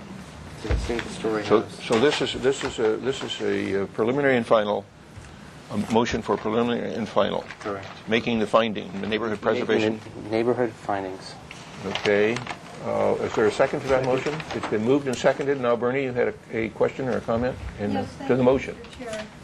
I just wanted to, because I saw Denise just turn to the landscaping, and I just wanted to let her have a second to take a look and see if she had any suggestions or if everything looked Okay, perfect. yeah. Thank you. Yeah.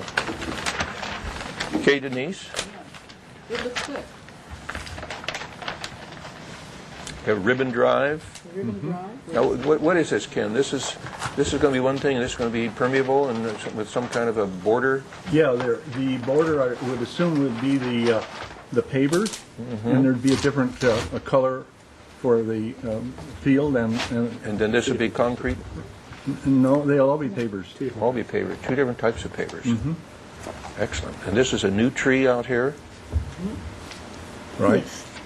And we also have we're going to remove that tree temporarily, and we have a letter from the city arborist saying that we can box it, and if it dies, we will be responsible for replacing it with a like size and kind. Why are you moving? Oh, to get the house moved? Yeah, we have to get a crane out there, and they lift these three modules that are 14 and a half feet wide, and they put them down on this foundation, and they connect them, and then we come back and the roof is assembled over the top, and so it's going to go up awfully fast if you don't. Remember the old days when we used to build things out of 2x4s? Well, they still do. If you look at the detailed drawings, they're still 2x4s, except that they're all done in a factory. It's all done up in Idaho or somewhere. Yeah, Idaho, exactly. All right. Mr. Chair? Yes. For the motion, need to make neighborhood preservation findings. Yes. And the point is that a majority of the house is significantly set back from the street, single story in nature, and what would be a residential bungalow craftsman style.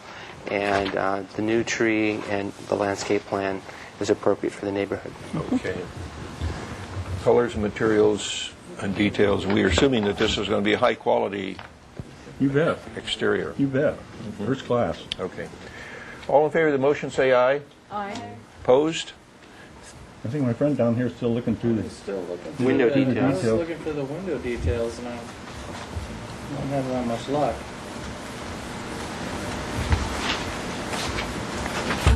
Let's see what I can do to find something A about lot of stamps. Yeah, aren't they? That's impressive, aren't they? You've got everybody in Idaho stamped that file. Thank you. So, all in favor, say aye. Aye. Opposed?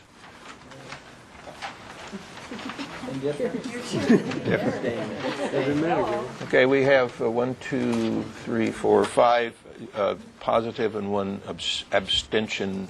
Some of the window details don't seem to be there, but since it's a pre-engineered house, there's not much we could do about them anyway.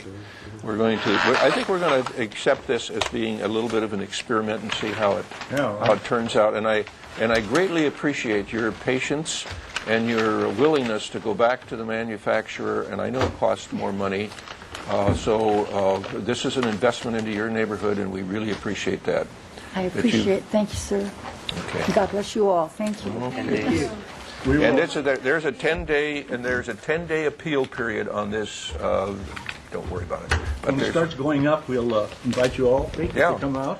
Yeah. And you can check the, make sure that we Check got- the windows in. Check the windows. Right, right. Make it about 5:30 and have some wine or something. Yeah, we'll have some wine, some hors d'oeuvres. Yeah. Oh, okay. Okay. Now, that was just an off comment. We don't take any gifts. No gifts. Okay, I'm going to move on to. No, we're getting ahead of schedule again. Cheap wine, less than $50. Okay, thank you, ma'am. That's about our limit too, so. Okay, we're going to take another. Okay, Gloria, we'll reconvene, and this is item number 5, which is 1651 Sycamore Canyon Road. This is a Zink is going to step down on this one. Proposal to permit an as-built construction of 700 square feet and an accessory building of almost 200 square feet and new construction of almost 1,400 square feet, a 500 square foot pool house. I think we dropped the pool house, didn't we, Peter? Or is that back in the thing again? Yes, it is.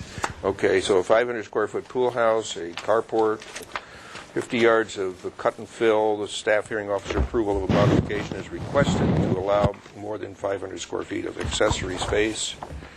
Have you done that yet? Have you gone to the staff hearing officer? We attached it, Bill. Oh, you attached it. Okay, so the 3,700 square foot, two-story single-family residence on 24 acres is 36% FAR. This is an enforcement case. And this is here for final review. So we have some minutes. Okay, why don't you read them, Glenn? From the previous meeting, these were the comments: to provide a color board, provide tear sheets for lighting fixtures and for the garage door, and provide window details, and provide a landscape plan. Yes. Okay. So what we see here in front of you is a landscape plan. I thought I would address that initially. Hugh Twibell prepared it, and Hugh was unable. He's out of town today, so he wasn't able to be here. But Hugh told me these are the things, the salient issues.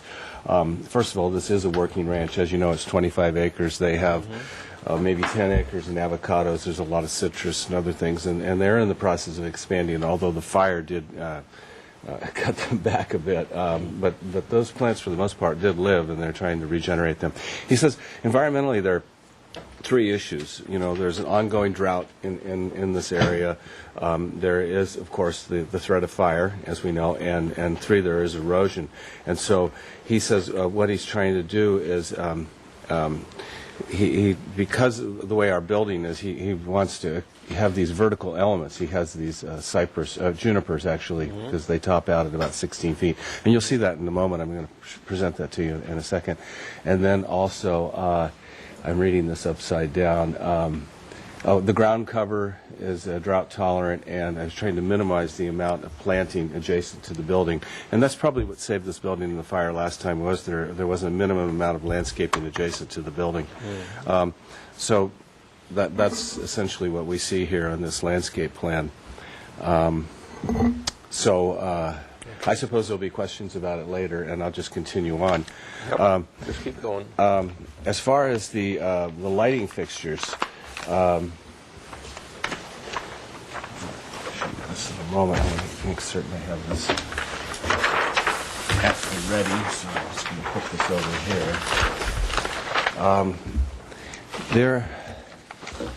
I'll go to the electric plan here.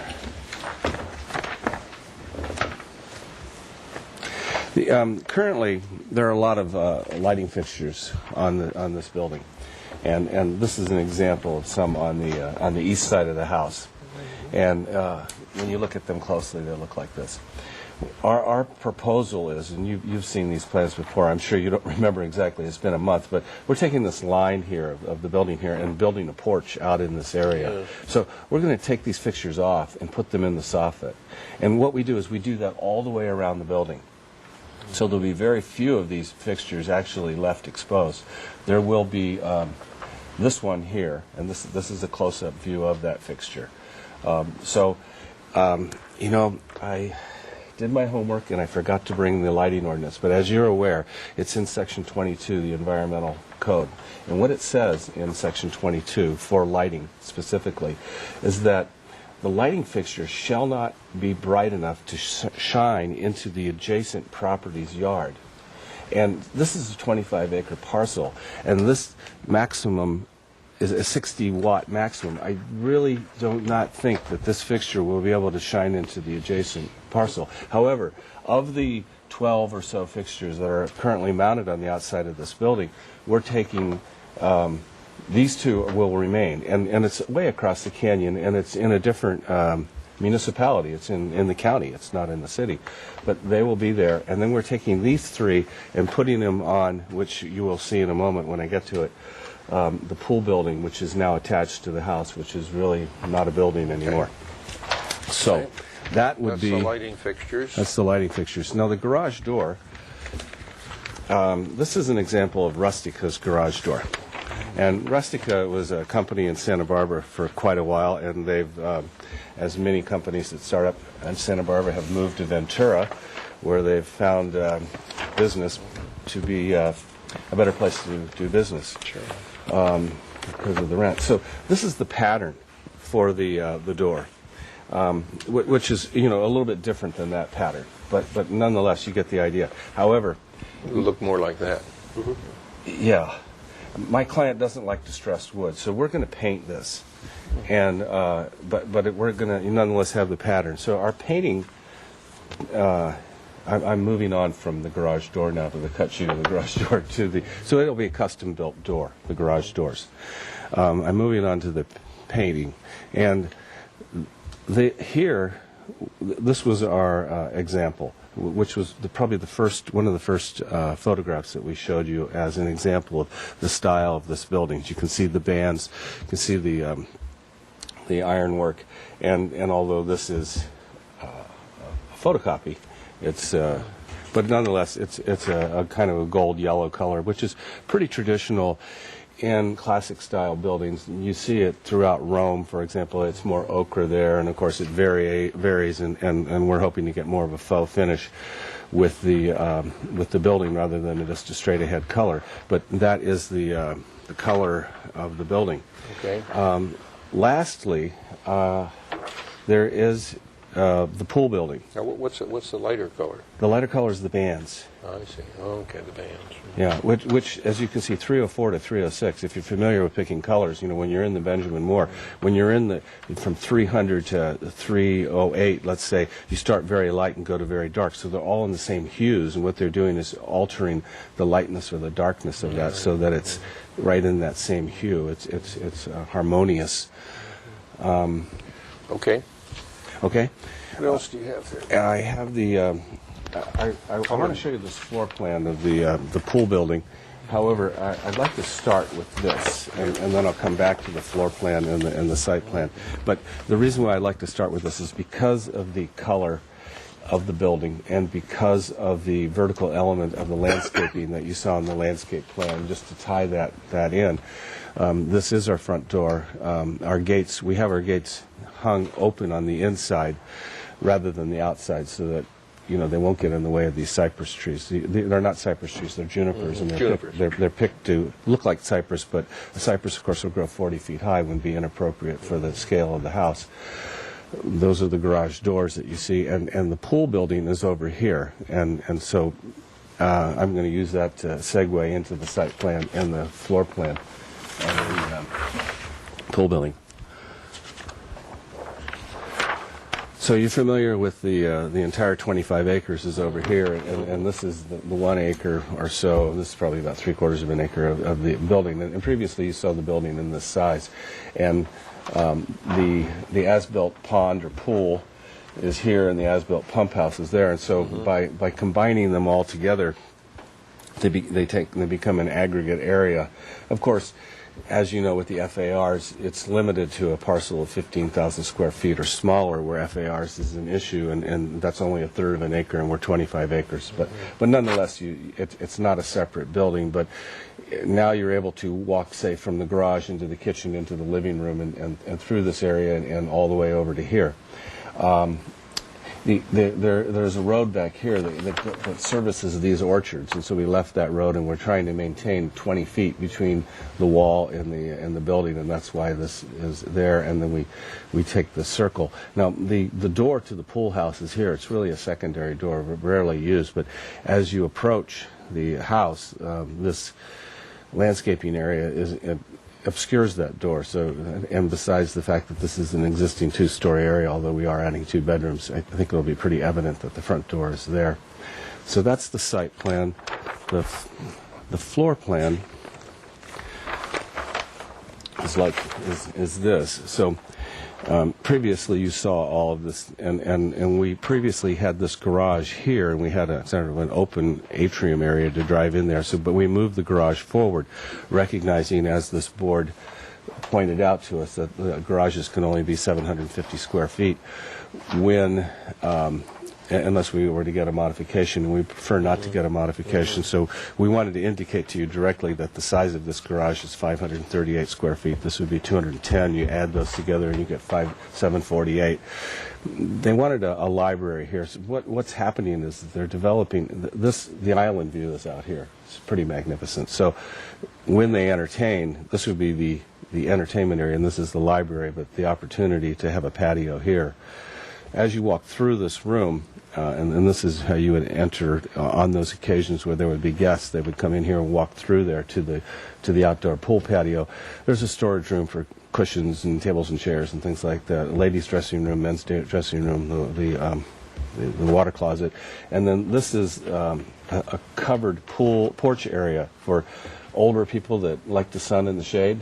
Because the kids are out here, and then this just closes the area off. There's the outdoor shower, and that's the existing pump house, and so that is the floor plan. As far as the exterior elevations go, you've seen all the other exterior elevations. I'm trying to get. However, this is the inside of the atrium, and you really hadn't seen that previously, but those are the gates, and I realize these are stylized, but it's going to be much more like this, and we'll have those in full scale in the door and window details. This is the pool house here. This is the view that you saw in the colored rendering, but the colored rendering is. This is a mechanical drawing. What can I say? These are the garages and the front entry where the gate is, and that's the pool house entrance. And here's the pool house entrance again. Going on the back side, we've taken that colonnade. I don't know if you recall, but I showed you some photographs of a classic style building I did in Montecito a few years back, and I've replicated that colonnade. This is glass in between that area, and you saw that on the floor plan here. So that glass is here and here. And because of the climate here, you know how it's foggy much of the time, we don't really think there's much of a need to. This isn't Hawaii, it's not hot and wet here. And so these are not openable. But you can be out here, and these doors open. So that's the way it is, the way it's designed. And this is the long view looking back towards the house. This is the section through where the dressing room area would be. And I think that's just about it. Yeah. Okay. You have anything on this, Tony? Do we have any letters? I do have a letter in opposition from Paula Westbury. One letter from Paula Westbury in opposition. Okay, I'll open up public hearing. Anybody like to address the board? Can come forward now. I see no one coming forward, so we'll close public hearing, and it is to the board for your questions and or comments. Denise, maybe you had a chance to look at that landscaping and comment on that.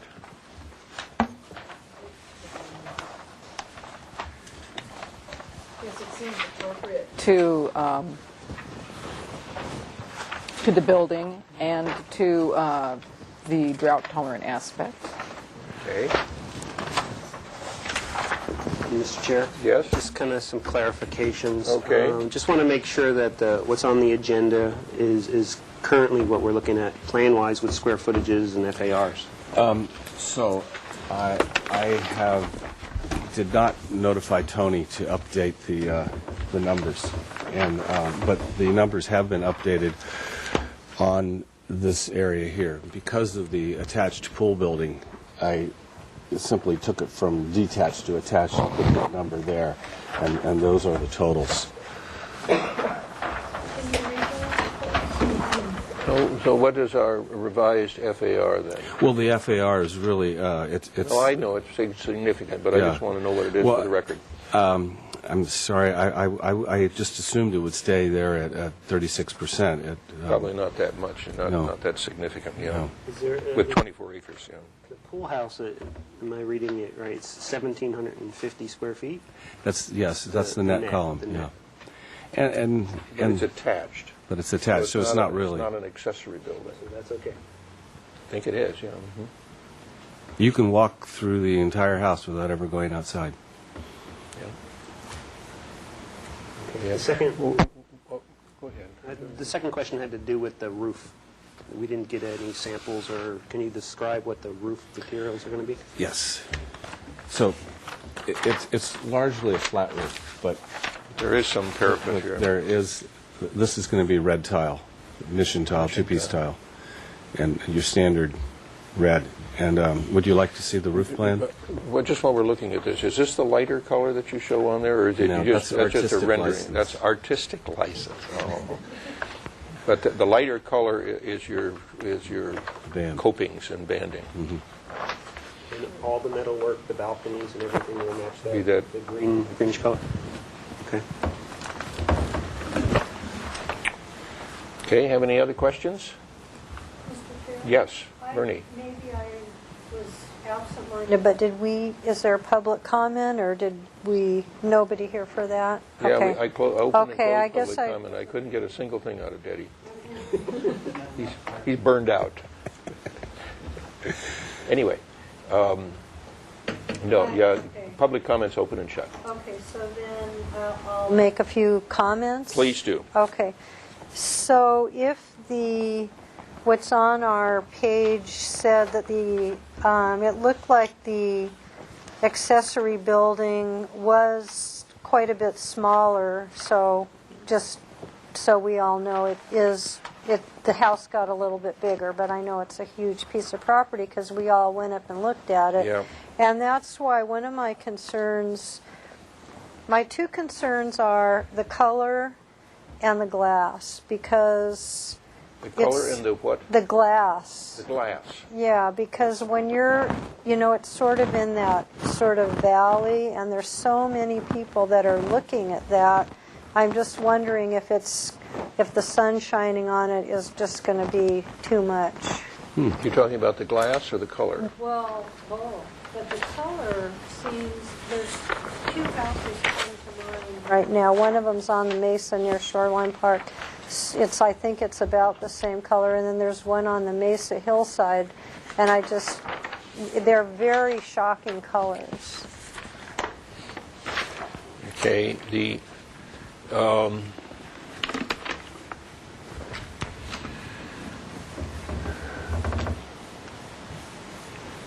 I mean, it is a big house. Just to comment on your concern about the glass, it is a big house, but it is not a real glassy house.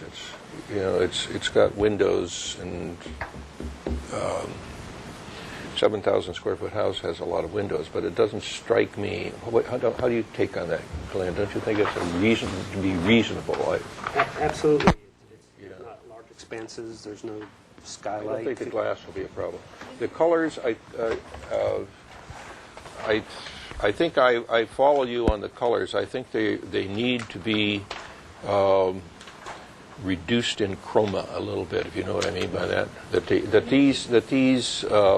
These Italian colors, by the way, are, they come they have all this colored marble, and when they cut it, they collect the dust and they put that into the stucco.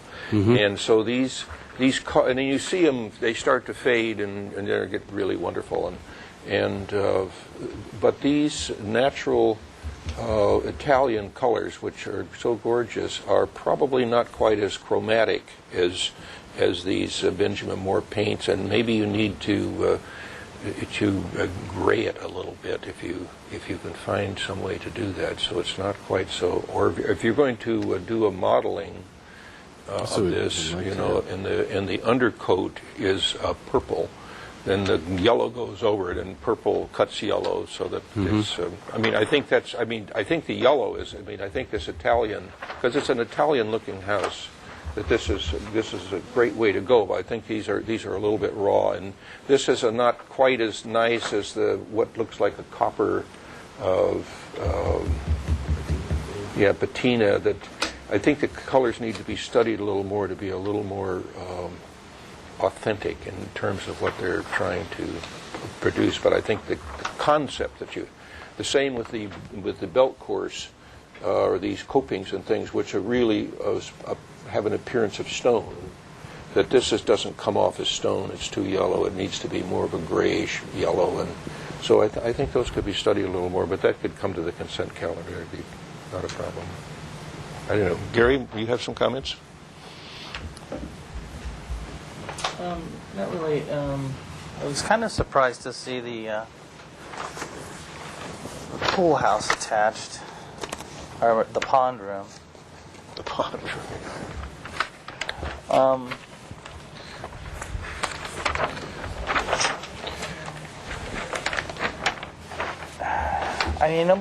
Nobody's gonna be looking at it, but I kind of think that the one wall that is facing the auto court is a bit stark. This and way? they're gonna be putting queen palms in front of it. Those were the junipers once again. I think. Well, it looked like queen palms on this. Oh, one. that wall. So we got this Where's wall that right in the here. It's kinda elevation? stark. Point of order? What? There's a hillside. I know. That's why I prefaced it, but I don't think anybody's going to see it. But So where's that again now in the elevations? That particular wall? Yeah. This is the wall he's talking about. Just a wall. It's a wall, and it's 20 feet to an adjacent wall, and then on the adjacent wall is a hillside that goes up 100 feet, 200 feet, filled with avocado trees. And the landscaping in front of it is that. it's an access road with some palms in front of it. Yeah. How do you feel about this? It's a classical arrangement. It's because of the classical lines of the home. Doesn't seem like a casino to you? Yeah, a little. I prefer to see trees grouped and not lined up like little soldiers along a wall like that, but and a little bit more variety. Another detail I was going to ask. Well, we just wait a minute. Let's just stay on that. I think it's a good comment, and I think that what we ought to do when we fashion our motion is to give some direction to the applicant, so that when he comes to the consent calendar, and I presume that Aaron will be looking at it at that time, he'll know that the board has some concerns and how that's landscaped, because that is a big, high, long blank wall, and it needs to have an appropriate landscaping. It would be nice to see some kind of vines on it, especially on that huge expanse, to break it up with perhaps a Virginia creeper vine, something like that, or that's a deciduous vine, but it's quite lovely and turns colors in the fall. Or if we wanted to make it just a green wall, it could be the ficus, that real tiny ficus that just adheres. And then the whole thing could go green and sort of disappear. Can you get wisteria to climb a wall? You can, but it gets to be a trunk this big in its old age, and it's very lanky, and unless it's cared for and really tended, it can look a mess on something like that. This man is an orchard man. Wisteria is so Italian, and the purple is really wonderful with these yellow buildings. You might think about it. It's just a thought. May I ask a question? Yeah. So he is concerned about the fire, right? And I don't know if queen palms are a good choice in terms of fire, but putting the wisteria I don't think would be good in terms of fire, because he knows that hillside burnt. Yeah. And I also have a feeling that when you get in front of Ann Marks at the for the fire, she is not going to let you do this. I know her.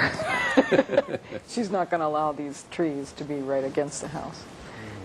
It's not going to happen. So I am going to take some rethinking on that. So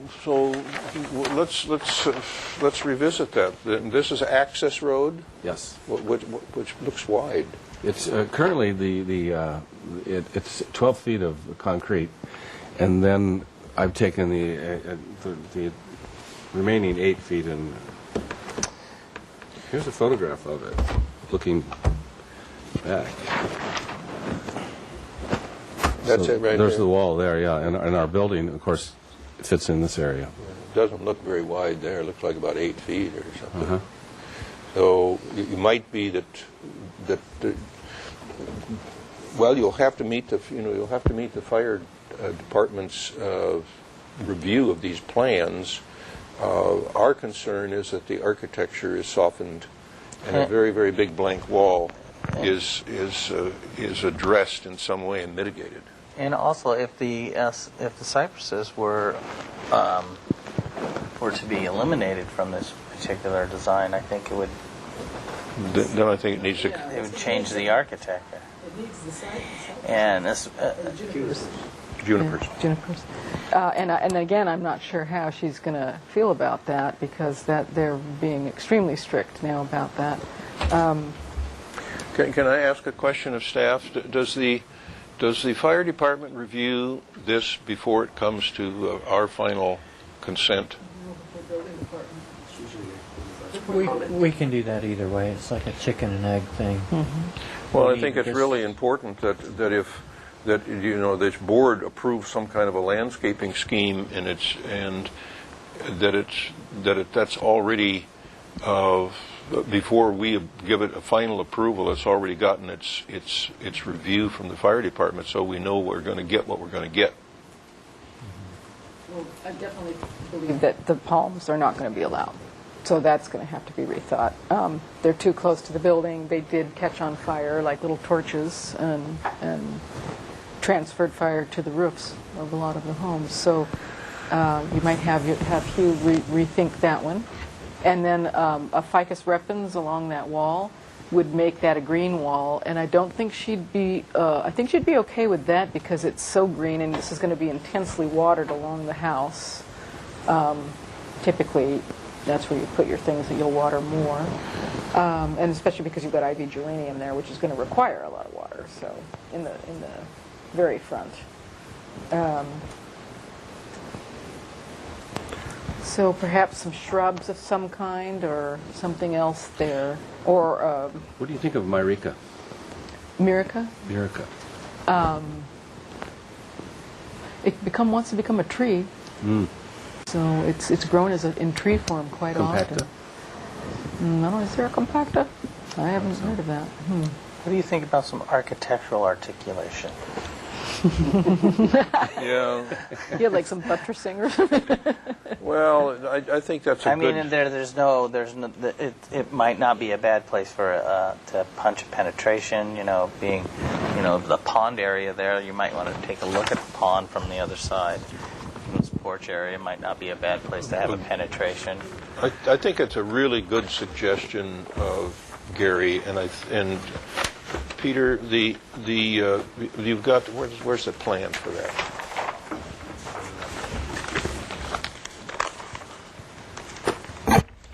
No, I'm going the wrong direction here. There, I think this is it. I think I got it right there.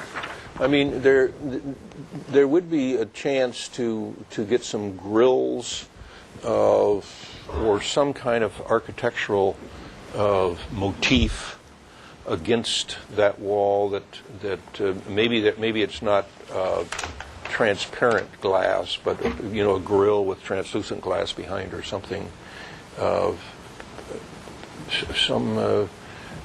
Some articulation of this wall in terms of treating it architecturally, because landscaping may be problematic.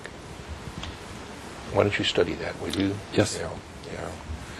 Yeah.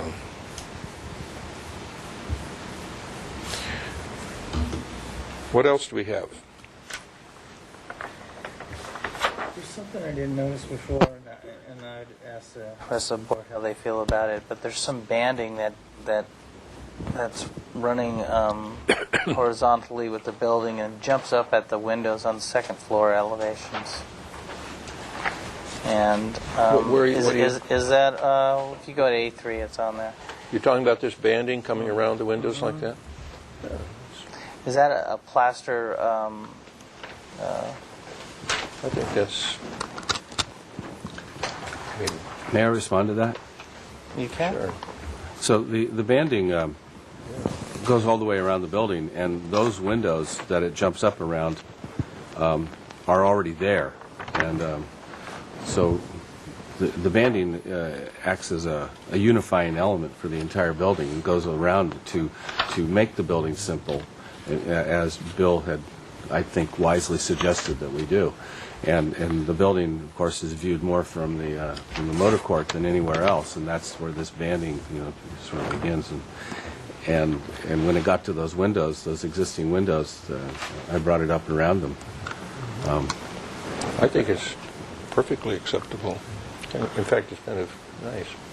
It gives a break to the, as opposed to the banding becoming a little bit monotonous, a big house and just running straight away.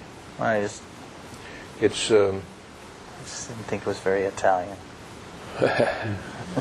It's a cognizant. Compatible with. This is.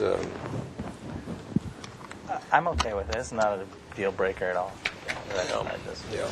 So what I'm hearing is that we want we are going to.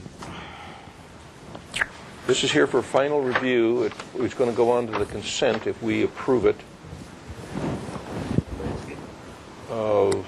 The landscaping definitely has to go to the consent calendar, and there's some things that need to be studied in terms of, and I think if we can get the fire department to look at it first, and then we'll do the last check on it so we know what we're getting, that would be really important.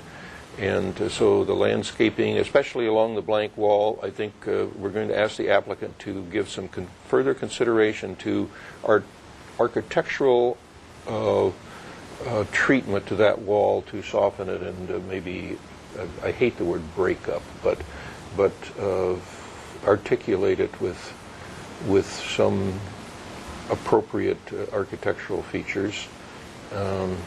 That the colors should be studied further to be softer and more natural.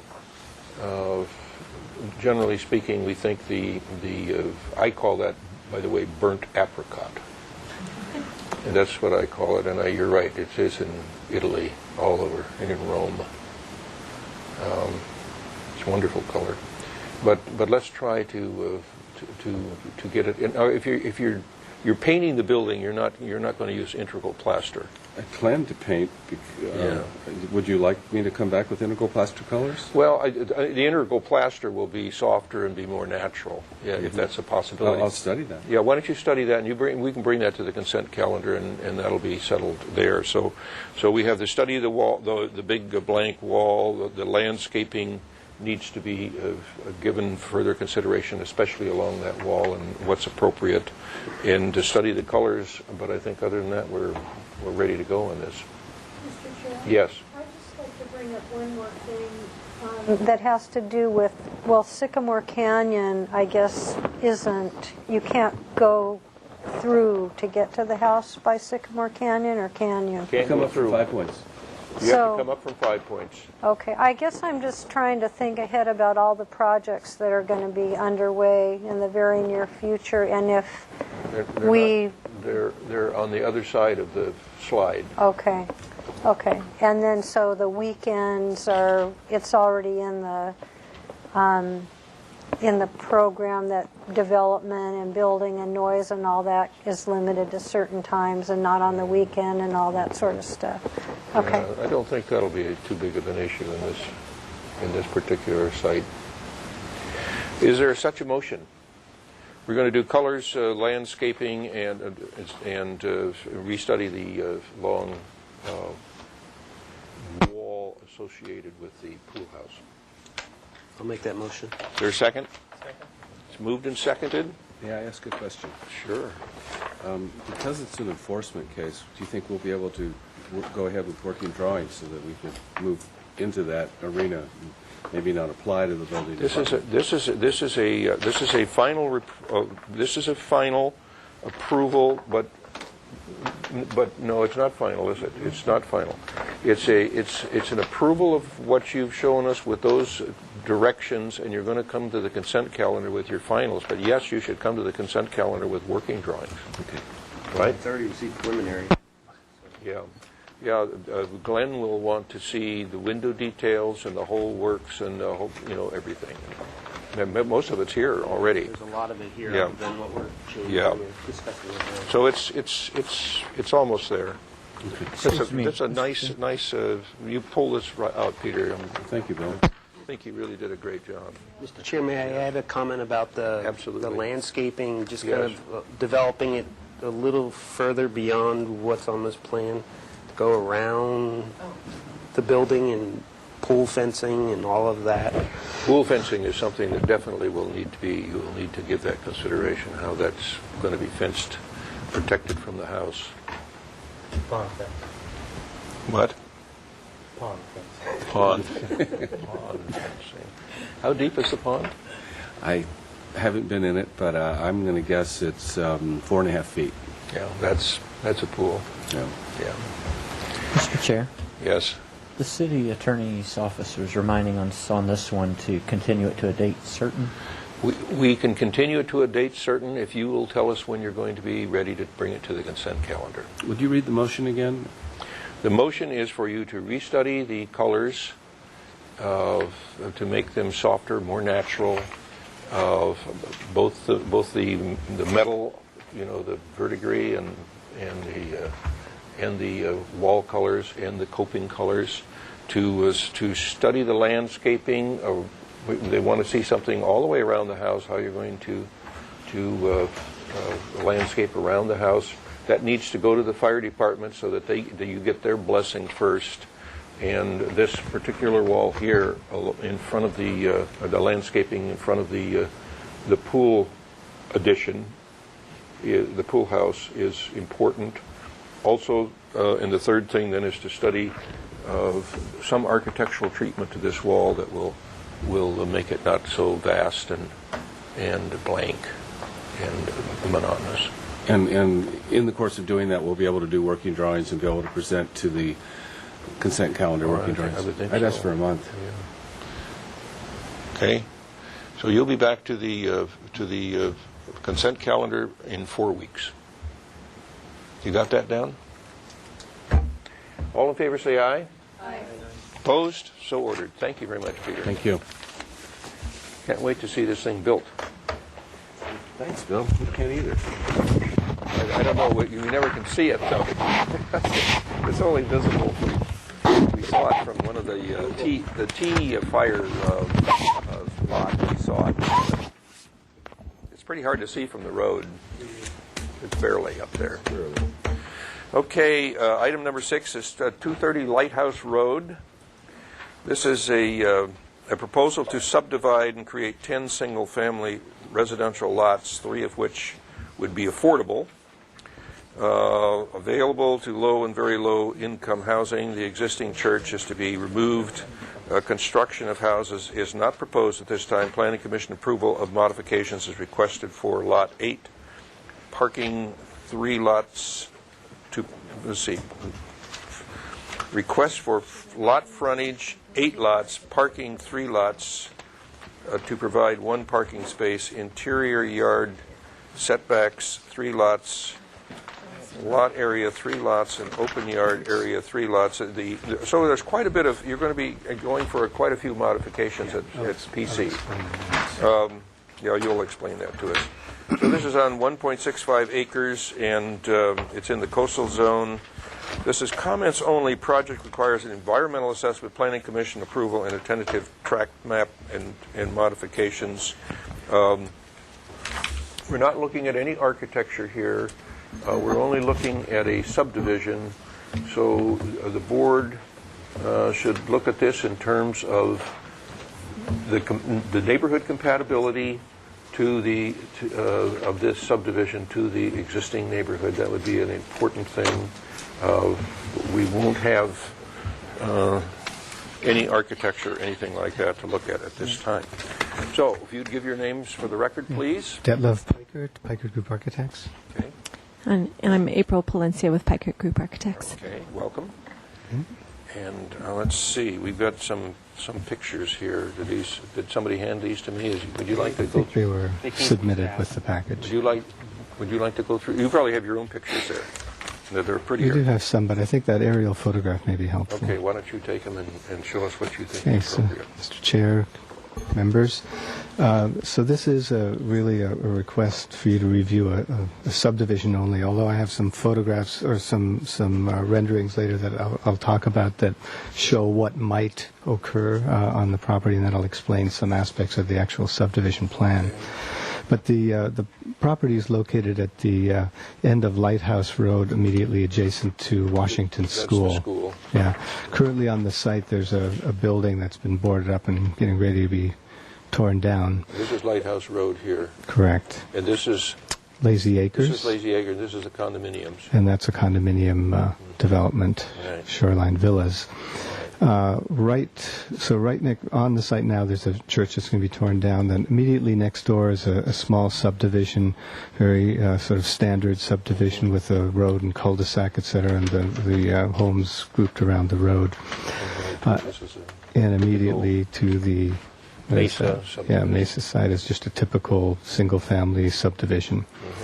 So a little bit of history on this is that we initially approached this with the idea that there was an opportunity here to do some more affordable housing and multifamily housing configuration. We took a couple of different plans that had 20-odd units on each of the plans to the Planning Commission for some feedback. And they really felt pretty strongly that this was not a place that they would want to consider a rezone for a higher density than what's already prevalent in the neighborhood, even though we do have a sort of a higher density multifamily right across the street there. So we then went ahead, but one of the things that they did say is they would like to see a single family subdivision, but perhaps some additional density for some modest amount of affordable housing, maybe 2 or 3 or 4 units of affordable housing. So we took that to heart and eventually came up with a plan to subdivide the property in somewhat unique way. I mean, obviously the opportunity, the usual reaction would have been to do something very standard, which with a road down the middle, cul-de-sac, and then dividing up the lots around it. But we saw an opportunity to do something a little more creative that was also partly in response to our neighbors on both sides. Who, on the Washington School side, really wanted to see the development kept as far away from the property line as possible to just avoid having houses that sort of loomed or looked down into the children's play yard that's located immediately adjacent there, but somewhat below as the grade drops away there. So we took this opportunity to create a subdivision that had 2 private driveways, one on either side, with a central walk street, a pedestrian-oriented walk street. So trying to create kind of a stronger sense of community by creating a series of common courtyards down the middle. And I'll show you how that looks in a moment, with the lots on either side of that common area. And access to the lots coming off the driveway, so that each lot had their garage coming off the driveway here. I think if I go to the sheet that actually shows how this works a little bit better. So we defined an easement, a common easement down the middle here, and laid out, just roughly what that's going to look like in terms of sidewalks and landscaping and all that. And then each of the lots has a building envelope defined for it. And then, of course, the required private open yard area. At the back of the lot, we specifically, although we sort of alternated the side of the lot that the houses would be on to kind of open as much of a view corridor, but we did receive some comment at the Planning Commission when we showed this to them that they would like to, or there was a neighbor who had some concern about having the building envelope close to their property line, so we put the private yard area in between, try and keep that as far away as possible. What's that hard line right there? I believe that's just the standard set. I'm not sure what that line represents. Oh, okay. 5-foot public utility easement. Okay, there's utility easement there, correct. Yeah, it's kind of an odd-looking dashed line. But then the 6-foot setback required there. So I just will mention that when the staff did ask us to take this plan to the Planning Commission for another concept review, which we did. And one of the unique features of it is that we incorporated 3 affordable units on one of these lots. That would be a triplex. That would be a triplex, exactly. And then these are single-car garages that are associated with the rear yards of each of those units. They'd be 2-bedroom units. This is a project that would be done by Habitat for Humanity.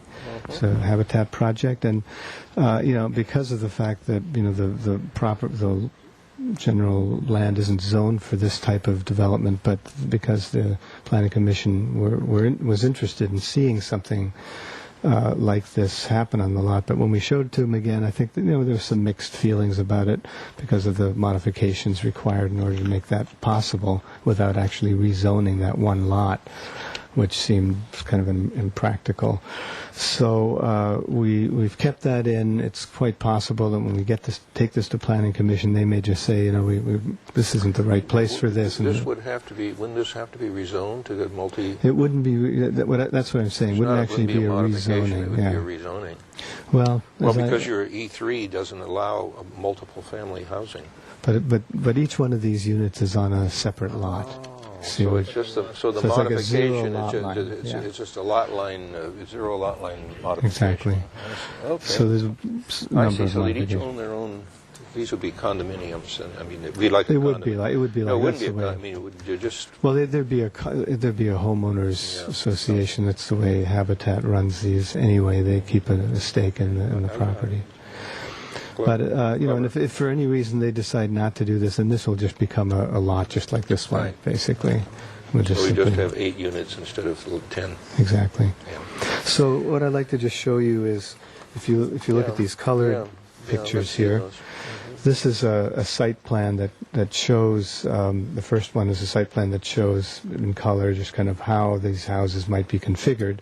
Again, it shows the triplex here, the 3 separate lots, and then just single-family houses that would be 2-story, with this common area down the middle here of a series of courtyards, making it kind of a very, the idea being to, since, we're close to services and parks and everything, that people will often be walking here, and so they have the opportunity to walk out in this sort of common walk street.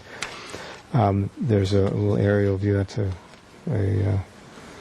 hand-rendered one, but this is kind of a computer-generated view that just shows what that might look like. Now, how big are these lots? Each of these individual I believe lots? they vary in size. Maybe. Oh, the buildable. Yeah, we can go to the subdivision. The size of each of the lots. So they're just over 8,000 square feet.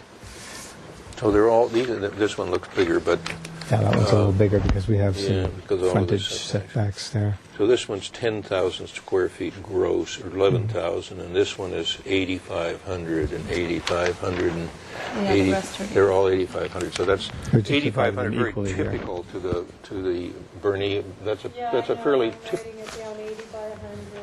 It's a pretty typical Mesa lot, right? 85. I think there's 7,500 is what's required here for into the zone. In the E3. Yeah. Okay. So then finally, there's just a little rendering that kind of shows, sketch rendering that shows this idea of the walk street and the sort of common area courtyards. Did I miss anything? That's kind of the essence of it. Good. Well, that's a good presentation. Tony, do you have anything on this? Oh, yes, Mr. Chair. You don't often see subdivisions here for your review. And I would remind you that the first design chapter in your SFPB guidelines is called Site Planning and Structure Placement. Mm-hmm. And it's geared toward individual sites, but certainly all the guidelines would apply to a multi-site project like this. So I'll pass this down. Okay. And then I'm going to go ahead and open up the public hearing. Do we have any letters? Mhm. We did have a letter. Email to us. Yeah, something about a gate or something. Let's see, we have a letter from Nika and Michael Gwynn. They're owners of 313 Salida del Sol, which backs onto the lighthouse property. They say, since our bedroom windows are 3 feet from the adjoining fence line, we request as large a setback as possible, and if possible, no windows facing east on the back part of the house design. We also have a gate and the chain link fence that leads onto the property. If we could still maintain access to the common walk through the center of the property via this gate, we would be most appreciative. Do we know which property we're talking about here, and which one? I'm not sure which one. Where the gate is. I mean, what is? I wonder if maybe it's identifiable. It would be interesting, or be worthwhile, Detty, for you to find out where that gate is, just so we know. I don't think that. Sheet 2 of the survey. Conceptual. Maybe it has that on the survey. You think the survey would have the gate? The word gate listed on it. Yeah, here it is right here. It says gate. So theoretically, you're going to sneak through that corner there. It looks like it's pretty close to whether or not the owner.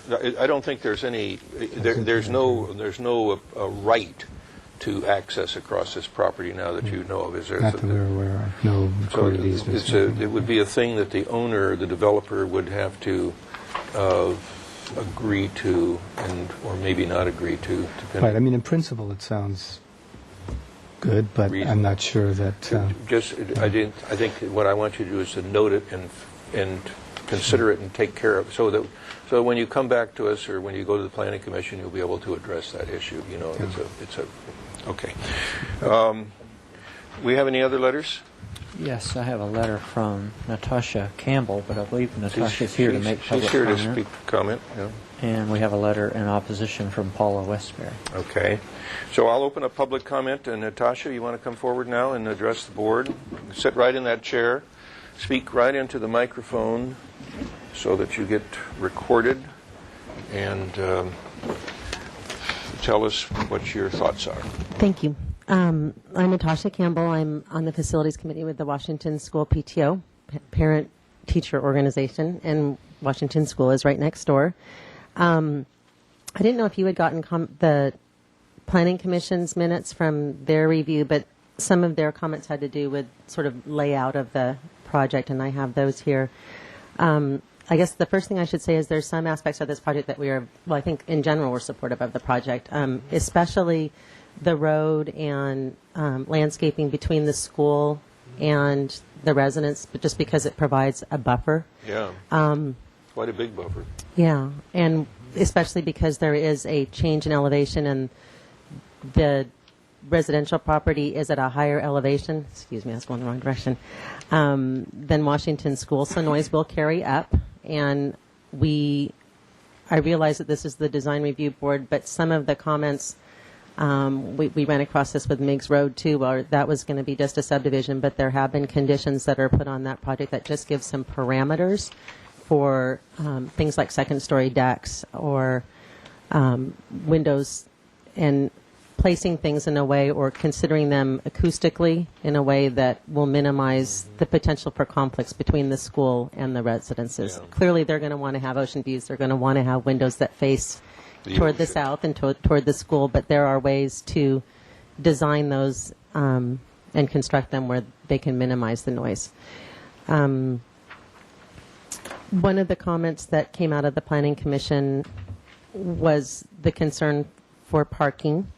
And again, I realize that's a planning issue, but it does also affect the layout of the subdivision itself. And one of the planning commissioners in particular said, why not make a couple of these lots slightly narrower, give the additional space to those affordable lots, and allow them to have 2 parking spaces. There were comments not just from the school, but also from some of the people that have commercial businesses up at Lighthouse and Cliff Drive, where they've been very concerned about the lack of parking for their customers and their employees, and there just isn't a whole lot of parking on Lighthouse Road. And has a lot of traffic on it, and we'd like to make sure that this subdivision can accommodate at least its normal parking demand. Maybe it can't cover a party, but at least for the regular residents. So there were a number of Planning Commission comments about parking and whether that's really realistic in the long term. I realize Habitat has said that they will limit people to one parking space per unit, but it just seems that if someone's turning their life around and they've actually got there's a couple living there and one of them gets a job in Ventura and the other one lives in Goleta, they may need 2 cars, or maybe someone has 2 cars but they want to leave one at home, it just seems not very feasible in the long term to rely on only one space per unit. I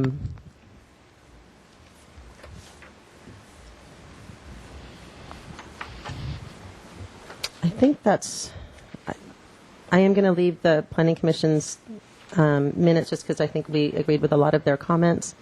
And the only other item was, and I'm not sure if this is an issue for you at this point or not, but we did want to see a wall rather than a fence along the property line because it's better at attenuating noise. It's less likely to get holes in it. It's not as much to maintain. And any concerns about graffiti, you just landscape it. So those, I believe, are our comments. And we'd also like to thank Deddy and all of his group for really listening when we were talking about the issue over here and trying to provide a good buffer. It was really, I know there's disadvantages in some ways to doing it this way, but this school's been there for over 50 years, and anything we can do to keep it operating the way it is now and letting our principal and the district staff deal with all the hassles and challenges they have with educating students and not with arguing with neighbors about school bells and kids screaming on the playground would be great. Right. Thank you. Thank you very much. Thank you. Anybody else like to address the board? I see no one in the auditorium, so I'll close public hearing. It is to the board for your questions and comments. Mr. Chair, may I just add one thing about parking that I neglected to mention earlier? And that is that we obviously heard the Commission's concerns about parking. So what we have been able to do for this property is add a couple of guest spaces in addition to the individual garages that each of the units would have. And then we have the ability here for these lots, certainly to have a 2-car garage. Each of the houses would eventually have a 2-car garage, and the ability to park a couple of additional cars next to the garage in the open for guests, etc. Yeah, I think that would be a good thing to do. Okay, questions? I have a question. Yes, Bernie. It's for Tony. Are 8 units what would be designated as the correct number of units, just given no modification or no variance or anything for this lot? I didn't quite understand the question. Okay. She's asking a question of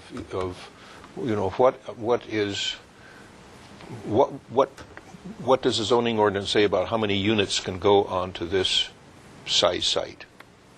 Allowable density, yeah. You probably know that, Deddy. Yeah, it's basically 8 lots as you see them here, because it's based on the minimum lot size of 7,500 square feet per lot, and the basic practicality of the configuration. So 8 units is what we would have if we didn't have the affordable units. So the affordables actually add 2 additional units than what would be allowed. Those are 3 of the units are affordable. Bonus density or something, you get those. Yeah. Probably if they did the traditional cul-de-sac, they could get more, that you could squeeze more sites onto it. Then this is very, very generous in terms of using the site for access, as opposed the cul-de-sac is very efficient and permits you to chop it up into more 7,500 square foot pieces probably. But you have to subtract the road and the cul-de-sac out. Yeah, so but this is a lot of road here and here, so it's not. The point I'm trying to make is I don't think that it's over. I mean, it's not too dense. It's not too dense. This configuration. And one more thing, Chair. Yes.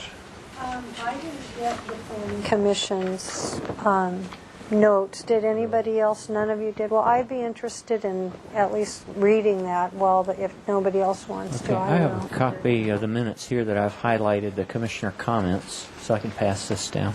Okay, thank you.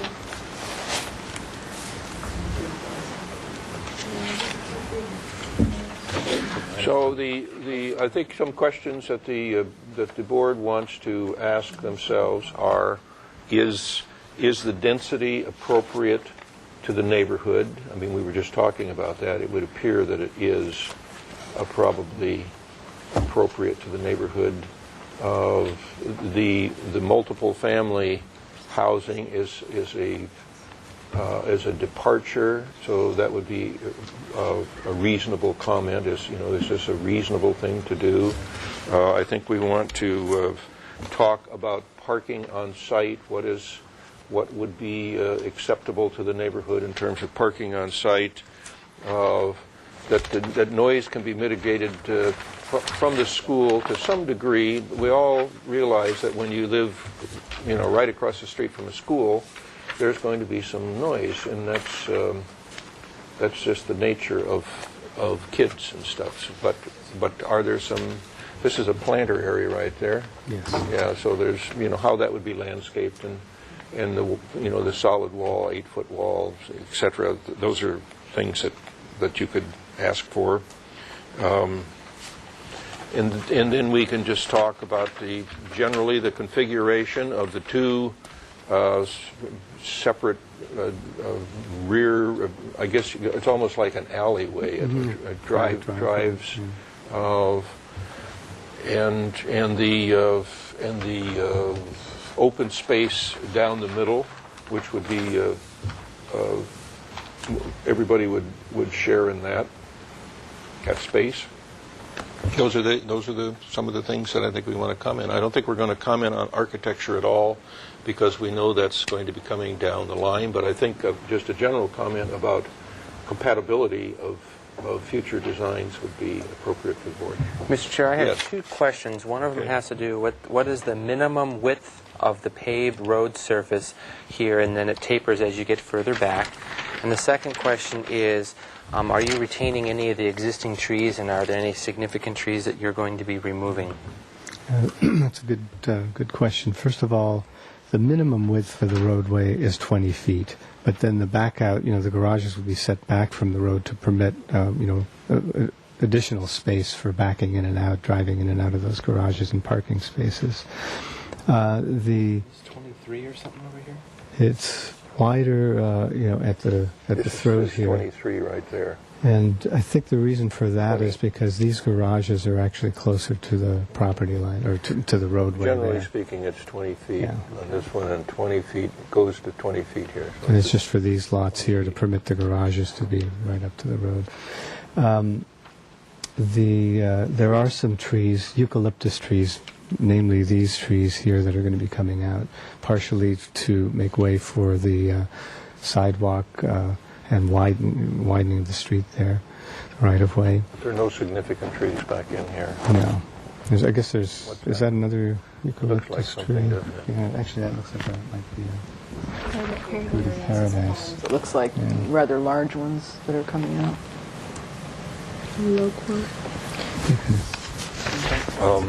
Well, if it's a palm tree that's nice, it could be moved and relocated. Could be moved and yeah. Recycled. 50-inch base? 60-inch base. That is a big palm tree. Yeah, but a big crane can move it. Yeah. Oh, I know. Okay, do we have any other questions? Yes, Glenn. One of the questions I had written down, and I saw it on the Planning Commission's report as well, is the fire department, or the fire access. Have you been able to present this in front of the city fire department and get any comments as far as access?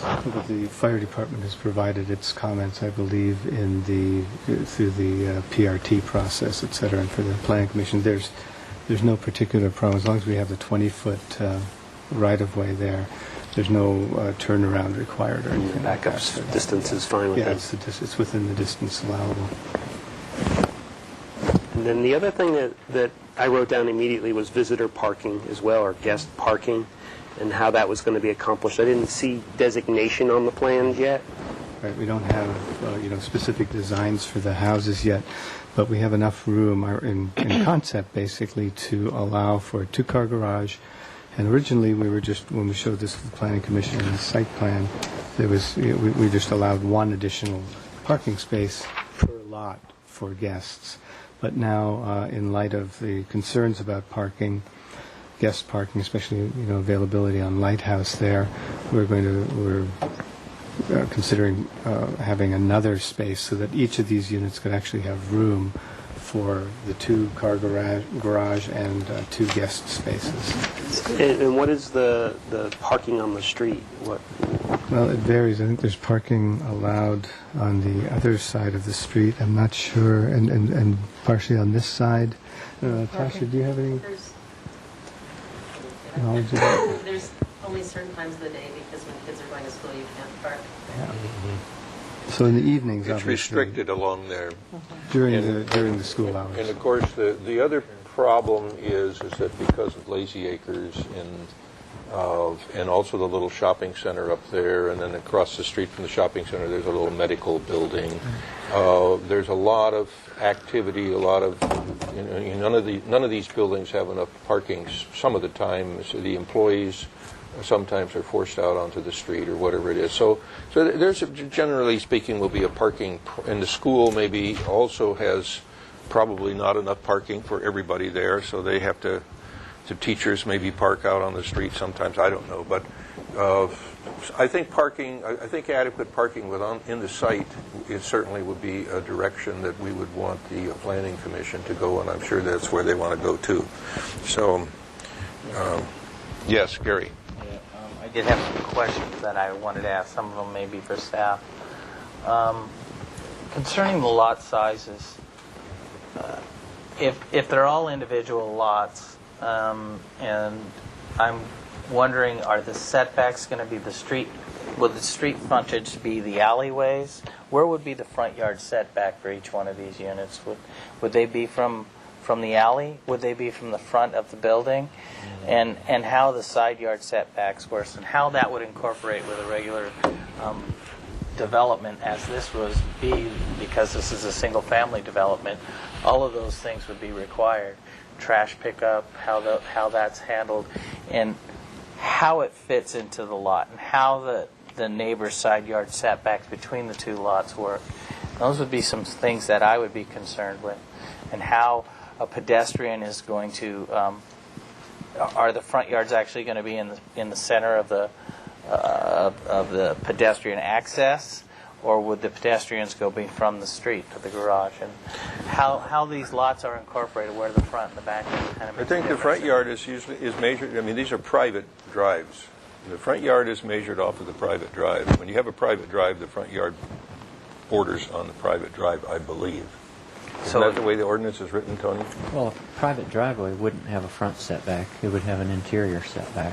These are all interior lots with the exception of the two facing the street. So they just have interior setbacks. And then these driveways are just easements, mutual easements over one another's neighboring adjacent lots. So you'd have front yard setbacks here. Let's see, this is E3, so what is that, 20 feet? Is it 20 feet? Yeah, I believe it's a 20-foot setback. We'd have 20 feet here, that's why those lots there are bigger. And then the other ones would be the thing that I'm having problems with conceptually is if I'm looking at this as a single-family home development, but what I'm seeing is a condominium development, and that's where I'm having problems differentiating between the two. I mean, I don't know how everybody else is looking at this, but it looks to me as a condominium development, a multiple development, and not single-family homes. So the central connection feature here, this common driveway, the common central area, the setbacks between buildings, no front yard setback. these things all read to me, as well as the modifications, that this is a condominium complex. Okay.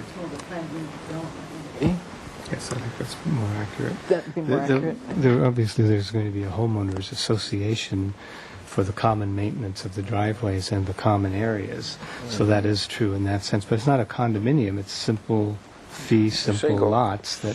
Single-family homes on lots, but there, the point that you're making is that there is some similarities in a sense because of the private drive aspect of it in the setbacks. I think it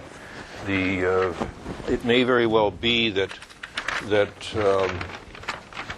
where did we have the building envelope? It may very well be that the building envelopes, and this would be a reasonable comment to send to Planning Commission, that the board is concerned about the building envelopes and that they maybe shouldn't go right straight up to the driveway here because that the houses themselves should be held back from that. There should be some kind of the appearance of a setback. Yeah.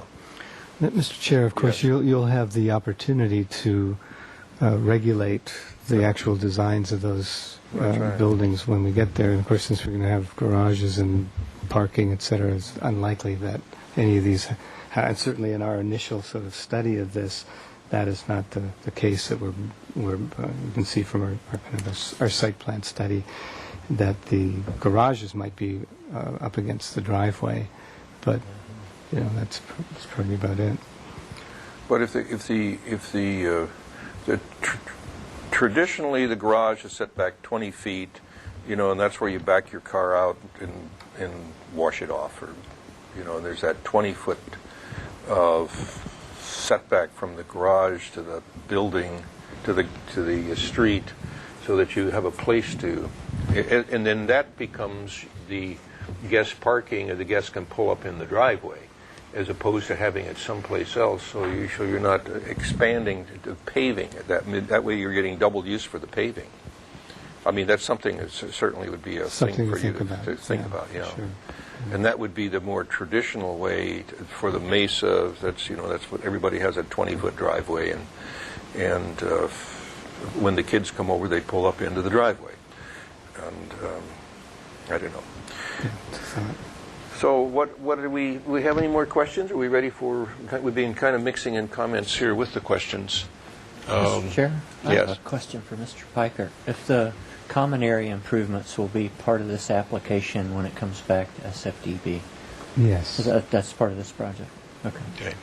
I'm going to just not to get too much into the subdivision itself and some of these other things, but a comment that I have is that, and this may just be conceptual, but when I think of this area, this neighborhood, I think of the park across the street. I think of the Shoreline Park. I think of the beach, and it's all pretty casual and easygoing. And I think that this common space here ought to have that same kind of a casual, meandering kind of character, as opposed to such a formalized character. And I don't know if this is just something that somebody threw on there, if you've given that a lot of thought. But my comment, one of the comments that I would want to make to the Planning Commission would be that the common space would be very, very park-like and natural, and a lot less Germanic in terms of its or maybe classical, Roman, as opposed to the this is close to the beach, and it would have that character, whereas this seems to be more formalized and more urban.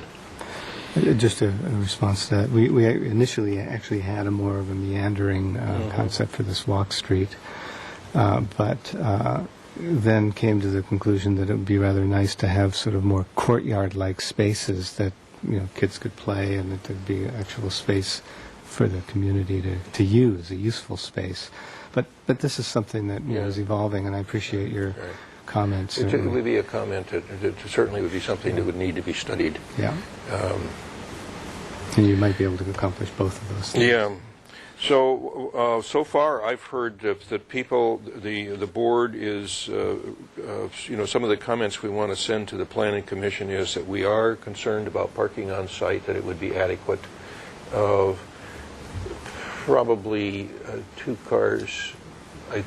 If you can manage to get the 2 car, or you said you're going to put in 2 guest parking, so you'd have 5 stalls for 6 units or something. Right. Be pretty close to 2 stalls per unit here, and that there would be a guest parking for each one of the other main lots. Either think about just doing it on the driveway. That the solid wall, 8-foot wall, and landscaping against the school is be very important. In terms of trying to control your privacy with the kids, even though we recognize that the children will be noisy, and that the common space and the design of that is going to be important, and I think eventually that will come back to us. We're more of the aesthetic decision makers than the Planning Commission is. Trash, will the trash trucks pull clear up in here and then back out? How will that be dealt with? I'm not sure off the top of my head how That's the way it works on Maldonado, so that should suit. So they just pull in, they just pull in and back up. That's how it's working on another project, so I think that would suit here as well. Yeah. I live in a condominium project where we put in a new driveway, and we didn't want their trucks leaking, so they literally park on the street and then roll their bins in and come and take care of things. So could be done either way. Yeah. Our house is about 300 feet from the street, and the trash guys come all the way down and pick up the neighbor's trash there with their, and so that maybe would be a thing that needs to be ironed out with Marburg. Yeah, that front yards. I think one of the things that the comment that was made, and I think it's a valid comment, is we want to have a feeling that these are houses and they do have front yards, and if this is the street, traditionally there is some kind of a, you're not right on that street, that there is a front yard. I didn't get into the architecture, and we will do that later, that's right, and the location of the buildings on these sites. But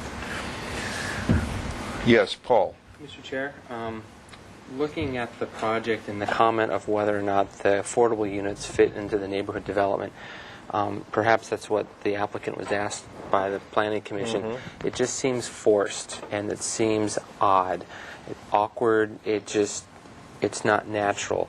And I think what would be more natural is if each of these units was a duplex, and so it just had more of an existing house that was cut in half instead of the triplex, and then you're going to be jamming a lot of square footage in a very narrow space, which means it's going to be 2 stories straight up and down. You're not going to be able to set back the second story back so far from the first floor.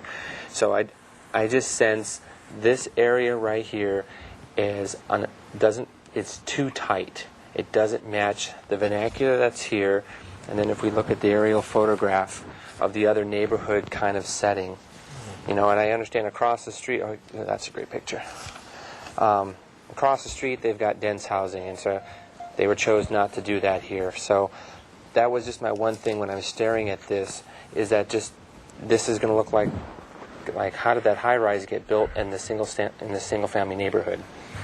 And that was just more of a... So you're suggesting that maybe a duplex would be okay there, but the triplex is too much? Yeah, or if they needed to get 2, you can put 2 duplexes. Now you have 4 low income, or you have 3 low income and 1 sold at base rate.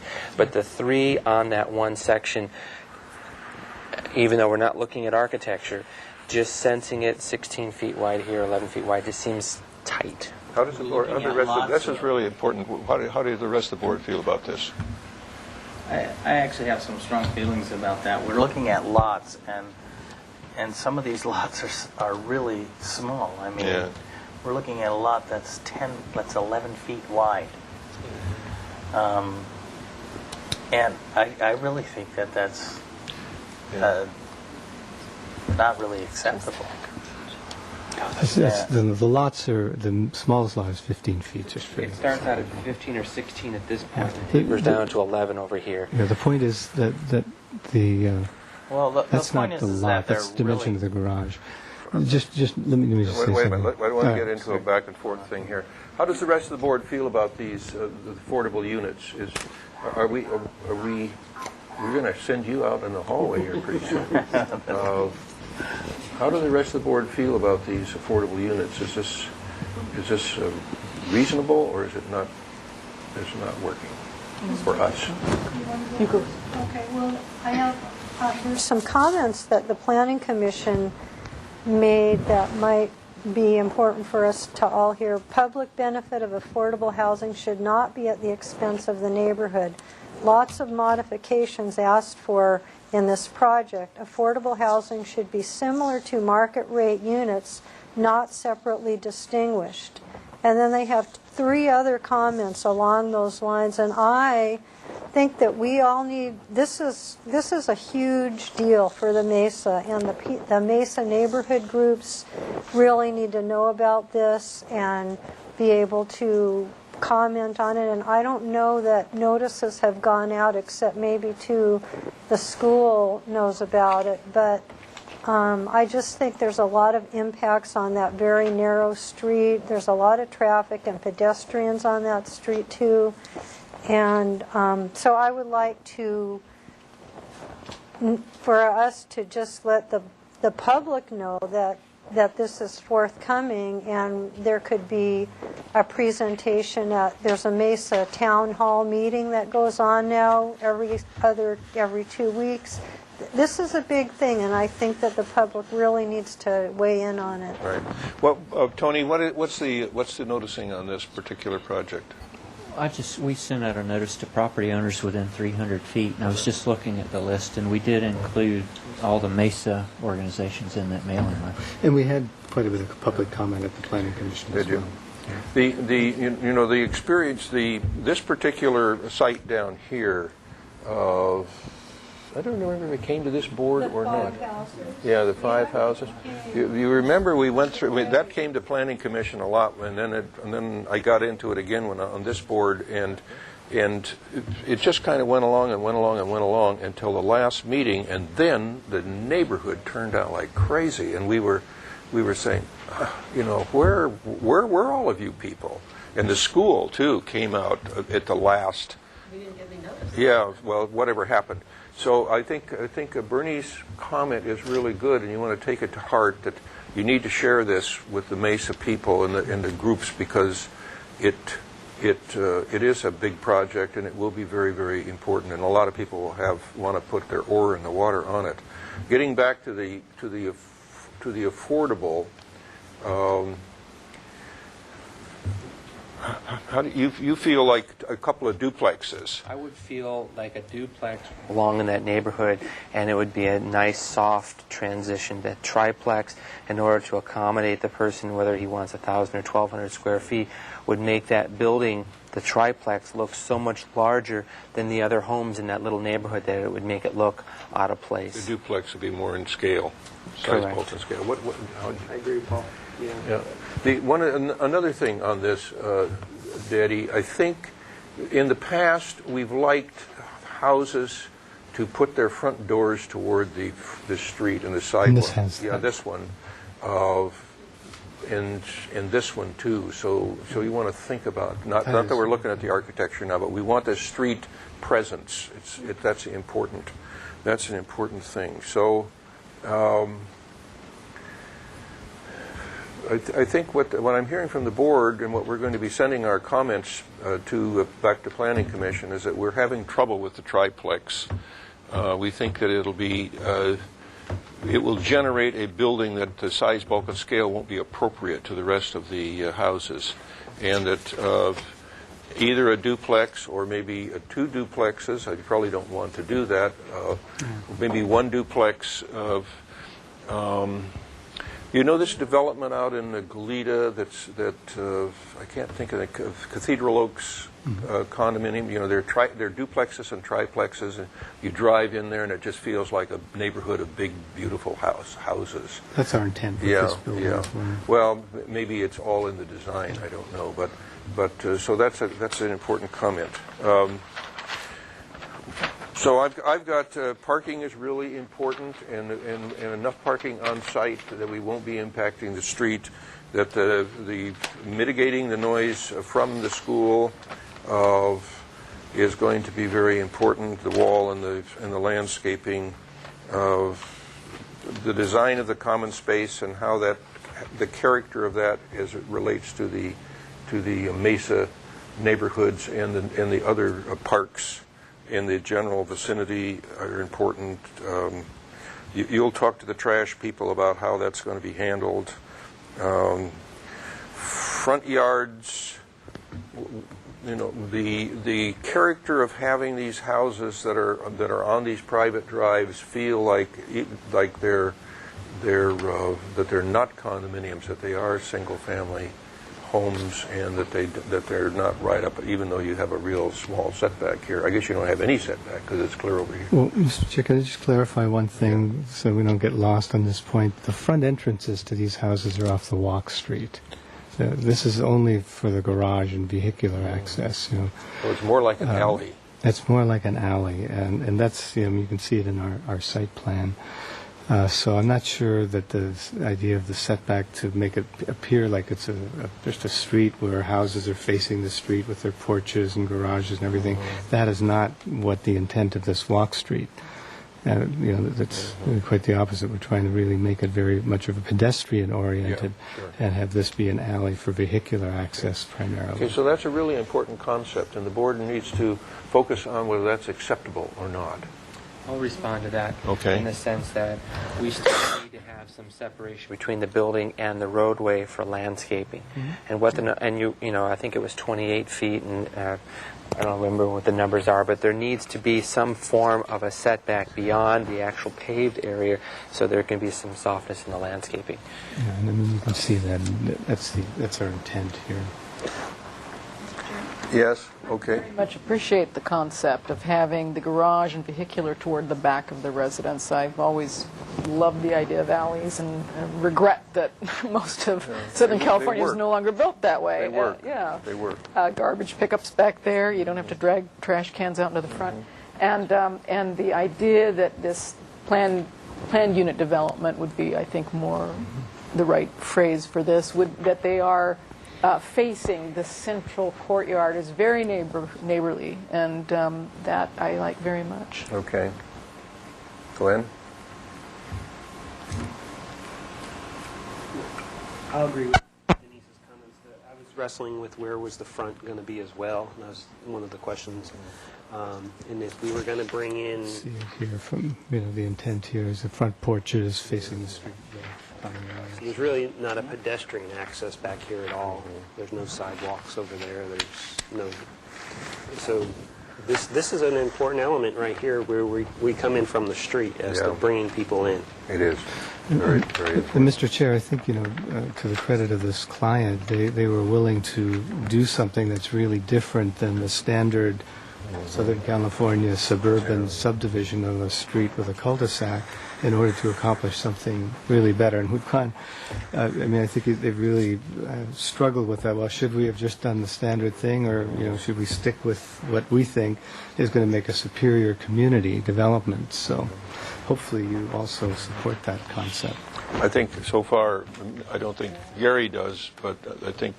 One more question is this going to be a development by one developer? They're going to build all these buildings at the same time? Yes. Or are these lots going to be individually sold and built? That's not really going to be possible. It needs to be developed at one time. Can be built out. Just like it's a little tract, and it will be developed all at once. So Paul and Glenn and Denise feel like the alley is the alley and this is the front yard here. How do you feel about that, Bernie?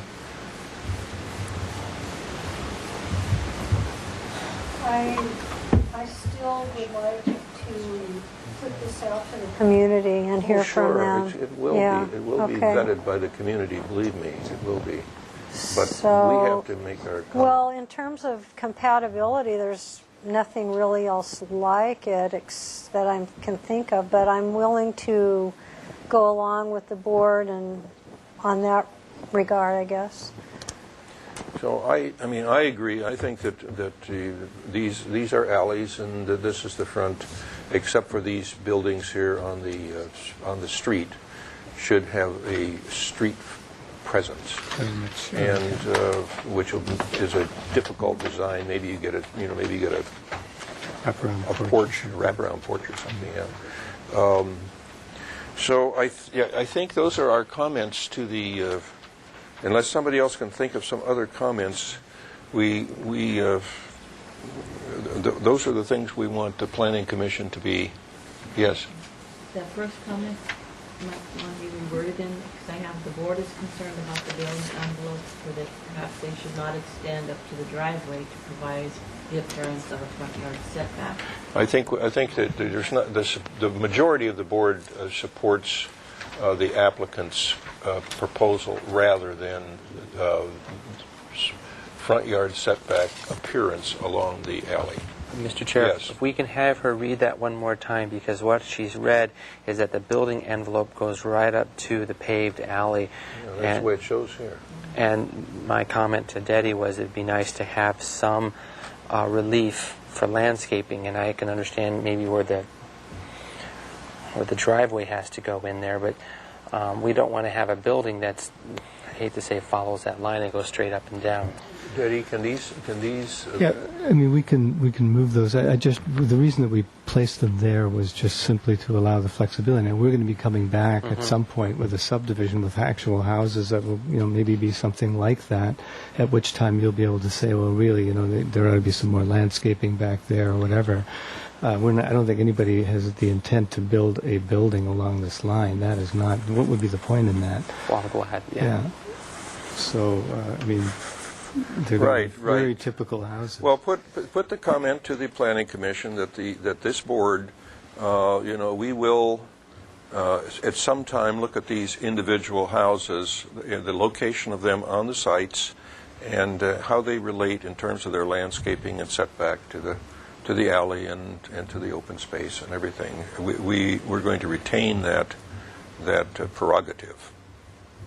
Mr. Chair? Yes. Another question about these affordable units. Are they 3 attached single-family residences? Yes, there are 3. I mean, they're what's called zero lot line. Postage stamps lots. They'd have to have a modification for that. Yeah, I was just wondering if you might also need a floor-to-lot area ratio mod down the road, because the lot size is That too would small. be up to you. I mean, again, the applicant here is trying to do a good thing for the community by inviting Habitat to provide these affordable units. We're trying to be responsive to the Planning Commission's and City Council's wish to see some affordable housing be developed where it's possible to do that. Our intent with the design is to try to make that look like a single-family house, and we've actually done some designs to show that. I didn't bring those along, but because that's not what we're reviewing. I don't know. I mean, it's either going to be feasible or not. If it's not feasible, then it'll just be a single-family lot. I think that the comment that should go to the Planning Commission is that that this board is going to insist that the multiple family unit building, whether it ends up being 2 duplexes or 1 duplex or a triplex, will be in scale with and compatible with the single family houses, and in appearance fit right in to the other 7 single family houses. We want that compatibility with the affordable units to be compatible with the other. The other houses will drive the architecture of this, right? I agree completely. That's what we want to have happen. Yes. May I read one more comment from the Planning Commission? Yes. Minutes. One commissioner could see reducing the area of the 3 oversized market rate lots by 8 feet in width, allowing for more room for the affordable units and less setback modifications needed. Well, and that will be something that the Planning Commission will be wrestling with too. Yeah. Okay, I think we're going to have to move this along. So I asked for a motion to for a continuance to send these comments to the Planning Commission, and then I guess once they've done their work, it'll come back to us. Correct.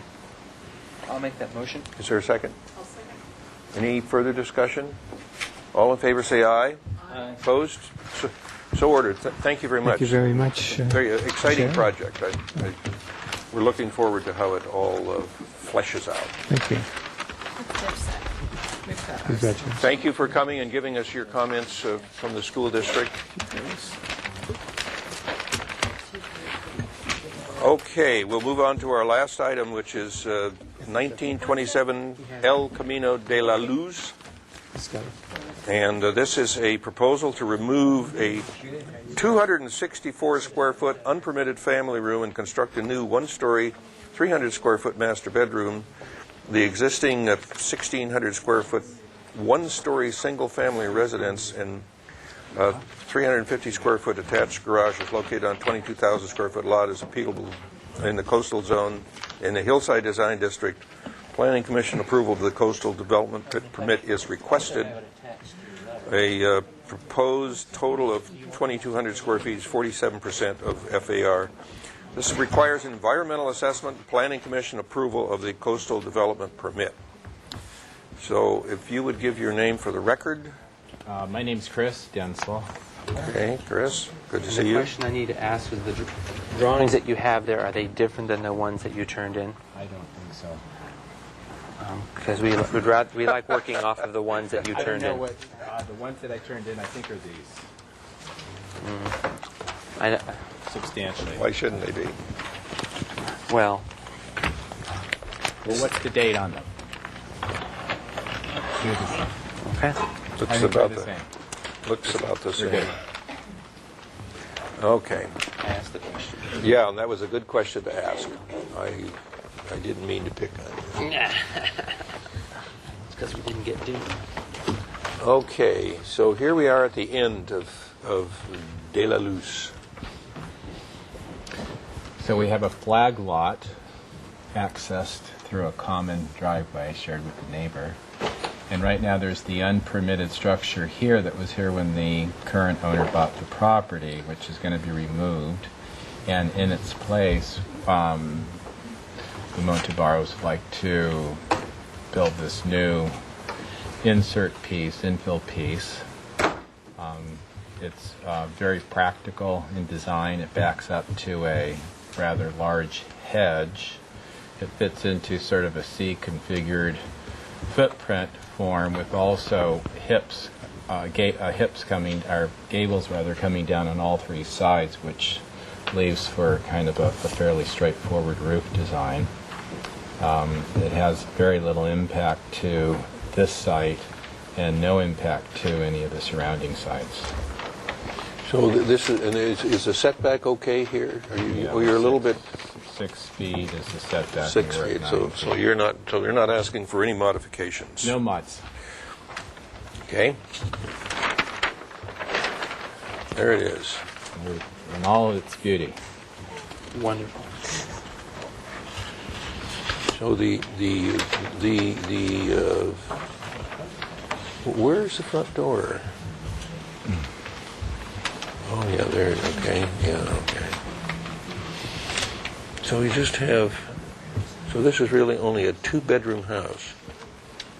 I mean, this has become a den. Mm-hmm. Probably that used to be a 2-bedroom. That's right. Yeah.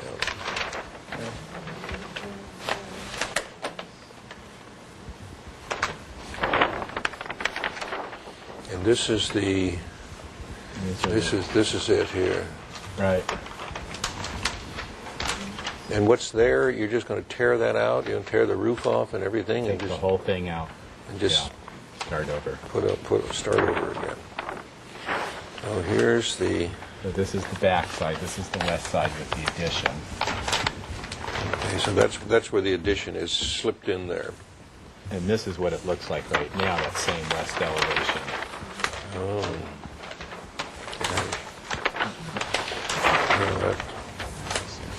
So you have shingles here and shingles here, and stucco here? Stucco there, yeah.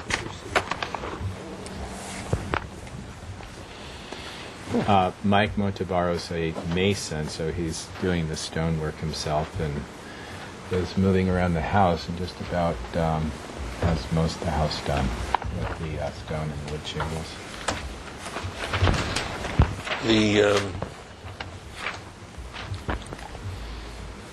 So this is new window, new doors, new stone, new shingles. Mm-hmm.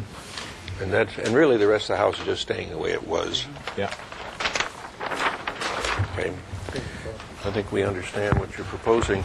Do you have anything on this, Tony? No letters? I'll open up public. What? I do have a public comment letter in opposition from Paula Westbury. Okay. From who? Paula Westbury. Paula Westbury. And I'll open and close the public hearing. I see no one in the room, and it is to the board for your questions and or comments. Can I merge 1 and 2 together? Yes. Question having to do about your water heater that you have shown in here. Have you entertained the idea of having one of those like automatic tank types so that you can take the stone and wrap it all across the bottom? And place it inside? Yeah, if you had it instant on demand? Instant on demand behind the door. That's a good thought. And then we haven't entertained that, but I think and they're green. You know, they're very green. They're also now expensive. They are. Yeah. Now they are. Well, I guess they work well for 1 or 2 rooms in the house with plumbing, but don't do well serving. You can't do the whole house. Yeah. You have everything closed anyway, right? Visually, what I'm looking at is just the stone wrapping around there. That's the only concern. If we look at the floor plan, but Well, that's this something. is it right here, so really there's no tell sign of that on the west elevation. It's just the door on the 2-foot. But Yeah, I appreciate your comment. I wouldn't propose to tank this either. You wouldn't what? I wouldn't force to tank this water heater on. You wouldn't. You can get very green tank water heaters as well. We're talking about that one right there, right? Yeah. I mean, personally, I feel like it's insignificant. That, it's on the back side of the house. And do we have any other comments? Just ready to go?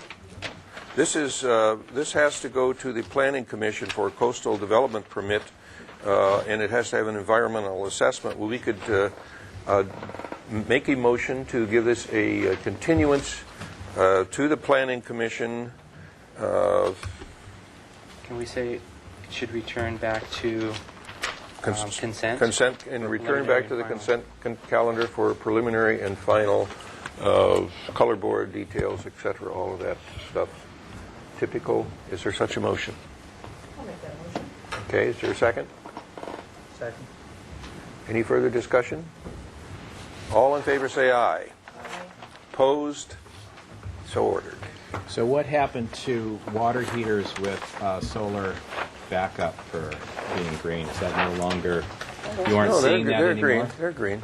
Yeah. They're green. Yeah. Okay, so it's not as though only the on-demand is green. I think there are even, as you say, there are tank water heaters now that are green, are plenty green. Yeah, there's really efficient. Super high efficiency. 99% efficient. Yeah. Yeah. Okay. Chris, thank you for bringing us an easy project Very as the nice last to one. see you all. What we don't like is to have a really tough project for the last Yeah, project. okay. Okay, seeing no more items on our agenda, we will stand adjourned.